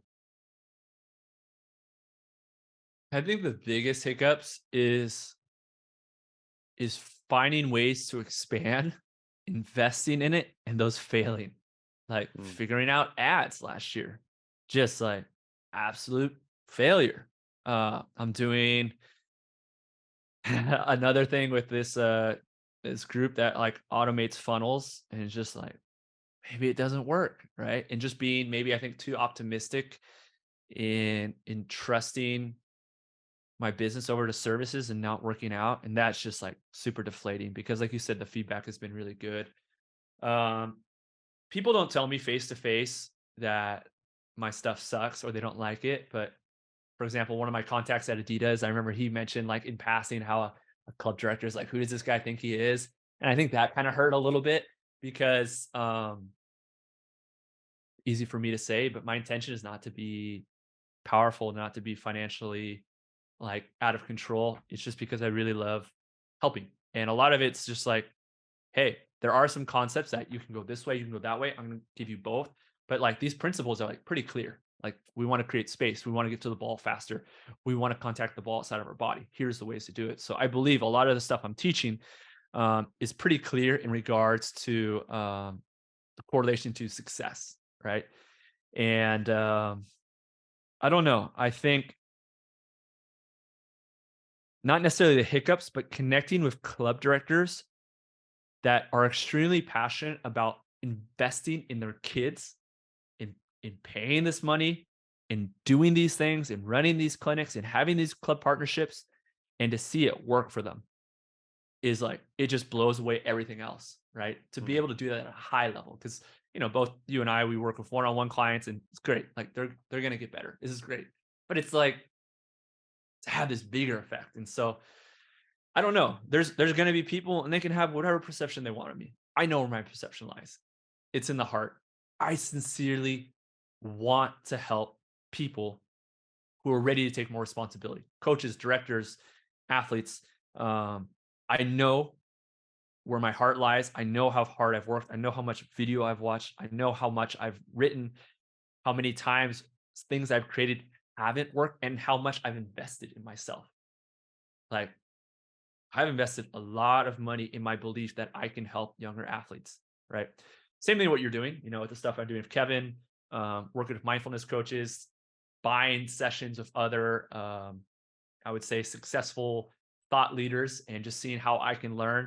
So I understand and I know how much I've invested in my belief that I can help other people. And I just know that people are not going to perceive me how maybe I would hope to. And that's okay, because most of the time they're dealing with some things that they haven't really dealt with yet. Same thing like when I look at people and I'm like, that guy's a fraud, or that guy's, and it's just on me, right? Mhm. So how people perceive me, yeah, people aren't going to perceive me in the highest way, but I really believe I know who I am, and if I start acting out in a different way that I know isn't who I want to be, again, it goes back to that awareness. So the hiccups have just been, I think, being a little too optimistic in handing over my money to companies that I believe can help me, and it just not working out, and just the devastation of like, why did I do that? You know how Mm. long it took me to make that money, whatever it may be. I So mean, that's dude, pretty that's much it. Go and ahead. I want to get into a little bit of like some of the stuff that goes on in the background because I you've been doing this much longer, but as someone who also like built the middle block, I built a middle blocker academy. I put in so much work. You and I built a course together. Like it took us 13 months, and I was Yeah. constantly like writing the script, rewriting the script, going in to film it. Like and I'm still to this day so proud of it. So proud of the work that we did together. And yet it's crazy how like when we first started selling it, it was like $80, $100, the price of a one-on-one session with some ex-college player you'd get down the street in like a gym. Yeah. It's it's everything you need to know about blocking. We did it all for free. No one paid us to do the work, and then constantly would get like, oh, it's too expensive or like whatever. And I'm just like my Yeah. mind, like my now that I feel like we're entering a stage of putting in the work to build these things and getting paid nothing in the beginning. It makes me Yeah. appreciate and realize so much more like, oh, the next time I see something where I'm just like $50, I'm not gonna pay $50. Are you kidding me? You know what I can get? Especially like it's like that college mindset because you and me were both like scavengers, where it was like I had enough money to like pay rent and like buy drugs and like drink on the weekends and eat food. Like I couldn't imagine shuffling 20, 30, $40 to be a part of an academy. Even though I want to get better, I'm like out there searching for free information. And now it's like, as someone who's built something, I'm like, Dude, you know how long this took me? And guess what? No one paid us any money along the way. And guess what? It's the best information. If you're a libero right now, it's like, and you want to get better, you're getting the best quality possible information you can watch on your phone, like hundreds, hours of content, maybe hundreds of hours, I don't know, but like Hundreds, no, hundreds, hundreds of hundreds. hours of content of one of the best liberos breaking down like everything you need to know, and you'll get like, oh, well, $30 is too much, or $40 is too much, or 20. It's just like, it's so crazy to me, dude. I think it's so wild. Yeah, it's hard. It's hard because most of the time too, when I give out these memberships of the year, I'm cutting it down $100 too, and it doesn't feel right on my part. But the priority is getting people to commit for a year, because if they commit for the year and they put that money down, they're more likely to do the work. They're more likely to do the work. They're going to work with more intention. If they work with more intention, they're going to see more success. They're going to be more confident. They're going to have more fun playing the sport they love. And that's what we have also felt working with Kevin. Mhm. Like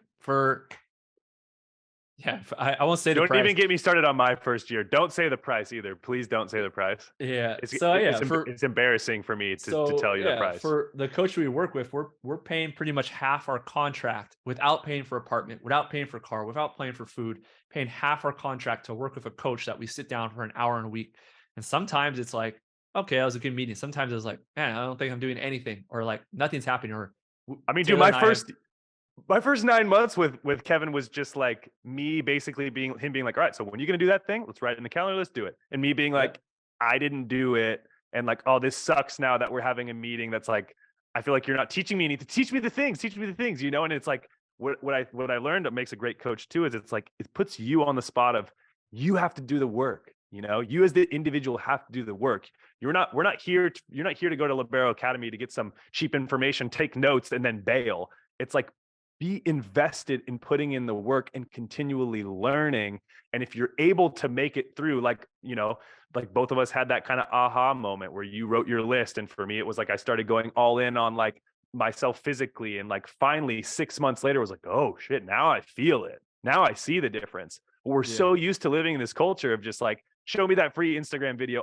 Okay, how can I jump higher? This one exercise, cool. I'm gonna do this exercise. Or how can I hit harder? Like do this one thing. And I get those messages constantly, and it makes me feel like, okay, I can be a part of, and this is what I love, and you've inspired me so much to do, is be a part of the solution. It's so easy for us to sit back and go through Instagram and be like, that's a shitty drill. This guy doesn't know what he's talking about. This pro, like he never did. He's teaching. You're kidding me. Like it's so easy for us to just hate. It's so easy for me to just want to hate on Instagram. And it took me years of being in the background, just like kind of talking shit to nobody, for me to be like, Taylor, what the fuck are you going to do, bro? Are you going to be a part of the solution, or are you just going to sit back and just like watch some other, like talk shit on some guy? Like, what kind of person are you, And you really inspired me to be like, be a part of the solution. Yeah, I mean, kind of going off a quick tangent, that was kind of the thought with Noisy Buckets, where I'm like, I can't find college scores. I can't find a schedule. I have to go to each individual page.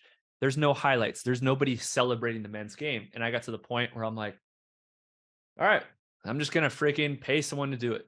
Like, I'm going to put my money down on the table because this matters to me. This is important. And I want to show up as a solution rather than just what's easy in life is just complaining that someone else isn't doing it, complaining that there's an organization that isn't doing it well. It's just like, you got to do it yourself and figure it out. And going back to the Libero Academy, I answer all my DMs. It's probably an absolute waste of my time, but I want to be there for younger athletes. And usually it's like, oh, I can't afford it. And I say, what can you afford? Right. And they're just like, nothing. And I'm like, all right. Well, like, I don't say this, but it's like, you don't value yourself. That's it. Like, you don't value yourself. You say this is important, but you cannot, go work a job or put money down in your name to say that this is important to me and I'm going to invest in myself. And I think we know that now, but also when we first started, we didn't really know that, because I was like, with Kevin, I was like, oh, can I get to like the 50% thing? I don't want to pay this much money. But just by sticking in there, investing in yourself and understanding there's something that's important to myself. And if I invest in working with someone that knows how to get there faster and to be more intentional, to be more intelligent, to be more creative, then like it's gonna work out. And like And at the guess end of the day, I'm gonna be happy. I'm gonna be confident. I'm gonna be doing what I love at a higher level. You have to put money down in your name. You have to. Dude, and you know what's so interesting? So I just did yesterday, I did a podcast with Jaden Russell, the kid who's here. He's 19. Anyways, and it was so cool to hear from him too. Just we had this conversation about like, I remember when I was his age and even younger, where it's like, if I was getting information from a coach who never played, there was always a part of me just kind of like, I don't know if I really respect what you're saying. You never played. Come Yeah. on. Like that's the honest truth. And we went through like to those coaches who have never played, I still think there's so much value. You can be an amazing coach who's never played. There's no doubt in my mind. But as a player, and if we're being honest, there's always been this like, for example, if like I got coached by someone who played in college, I was like, oh, okay, this guy played in college or played professionally. As I got older, oh, this guy played pro. Like, hell yeah, I want to learn something. What's he going to teach me? And uh, I just completely blanked on what the point of that was. Shuffle back with me, Dustin. What were we just talking about? I'll take over for a little bit. So, you Well, know, now I just sound like an asshole. There was a point, dude. God damn it, dude. it's not arrogance, but it's just like when I hear people talk about the sport, it's just like that's just not how it works.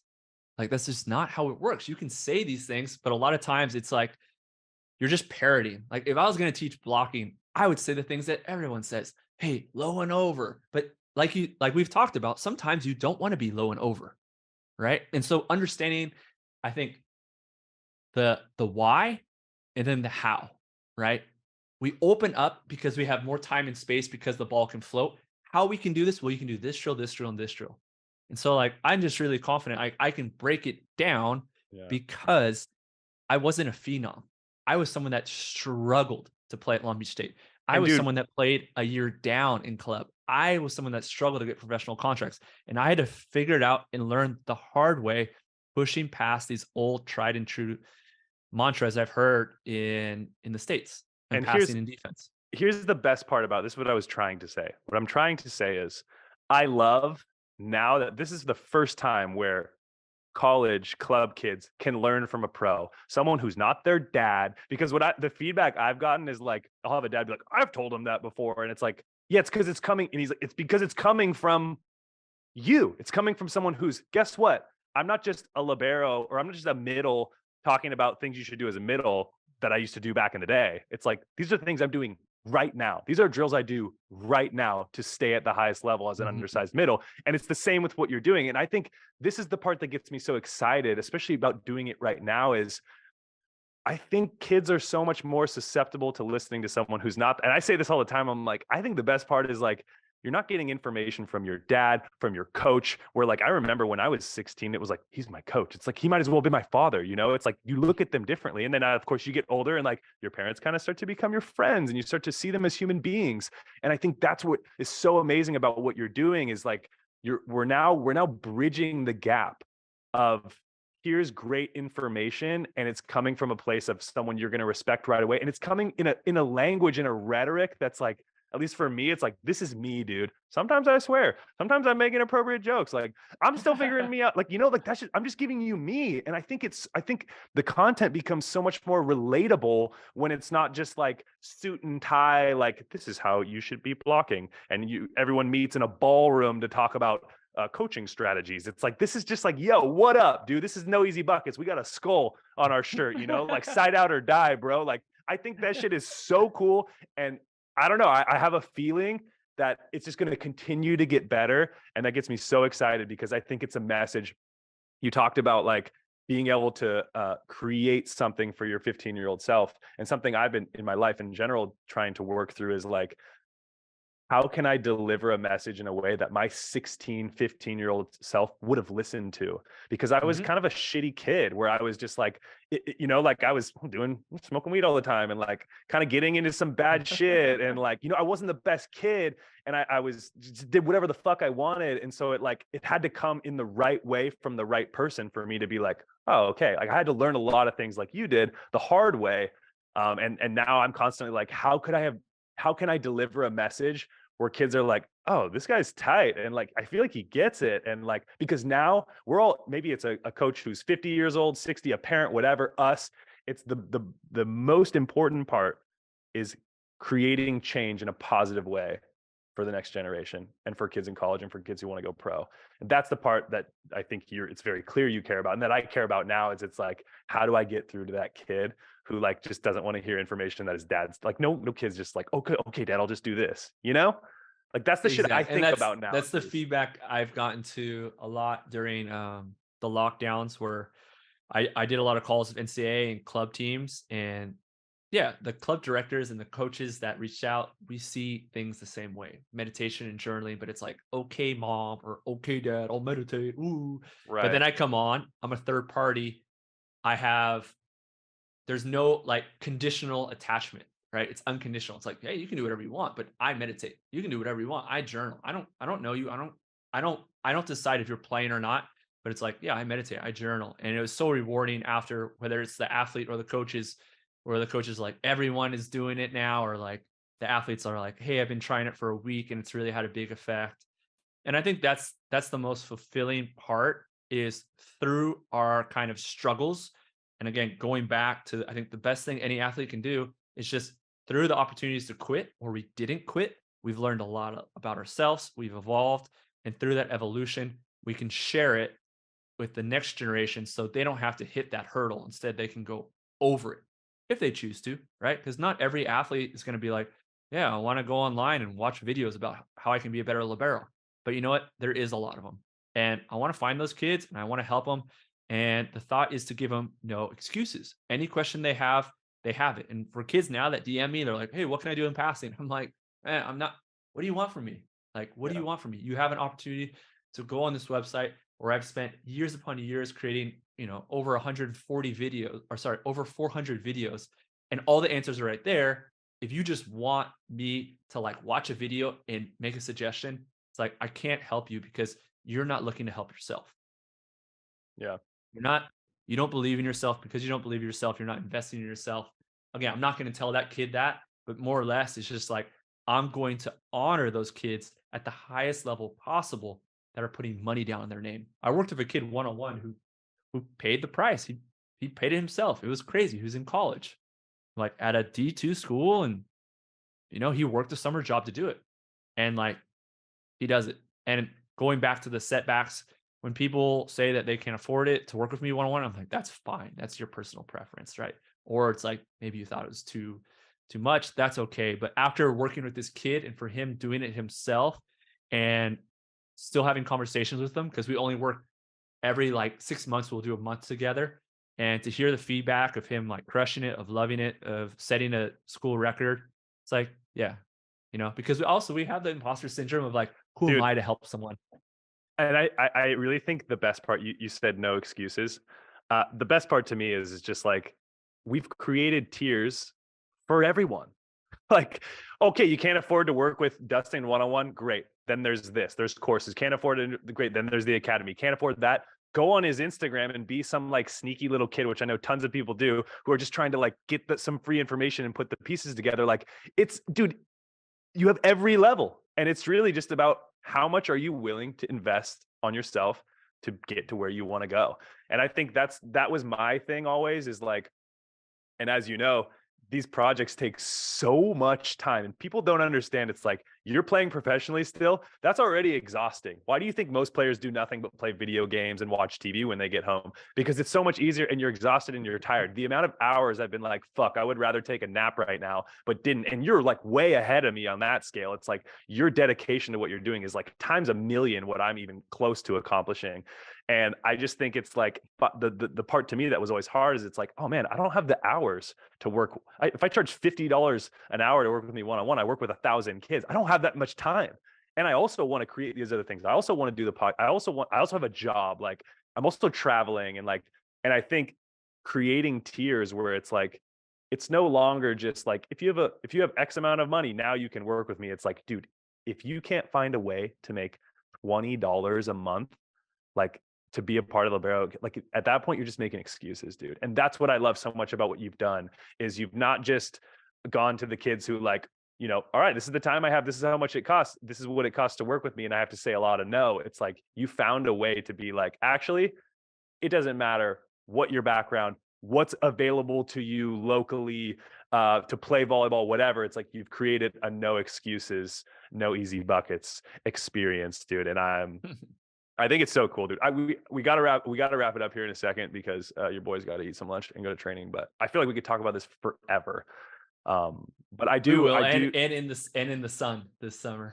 Yeah, for sure. Well, we're gonna talk. There's a lot of things actually, surprisingly, we didn't get to that I had written down for just like ideas for conversation. But I think I really just this was fantastic, dude, because I think our relationship too, I'm just going to keep sending you so much love. Like you've inspired me so much to build an academy, to do a course. And I remember even you and me like splitting 50-50 on the course. I was like, wait, it's fine for me. Wait, it's like having that kind of like egotistical boy, I should do it. And I hear players all the time. Like I heard a player like you dig or missed a dig and someone was like, oh, no easy buckets, or like said some shit. And it made me laugh because I'm like, dude, it's so easy to hate, bro. It's so easy. It's so easy to be like me.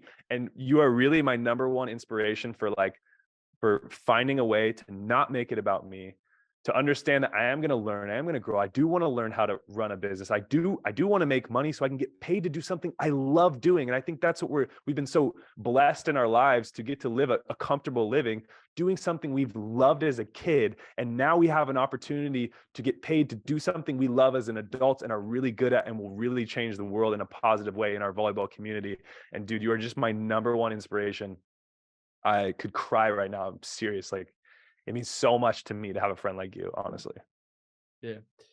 Yeah, I mean, we've had a lot of conversations in the past, about our spot in the national team, and I think our journeys really align. And it's just felt really good these past 2 years. Like, I don't look at my own stat sheets, but I love looking at yours and just seeing how well you've done, knowing the route that you've had to travel to get to this league, to have someone to believe in a smaller middle could play well in Poland, and just to see you dominate. And so, likewise, I'm just really really grateful to have you as a friend.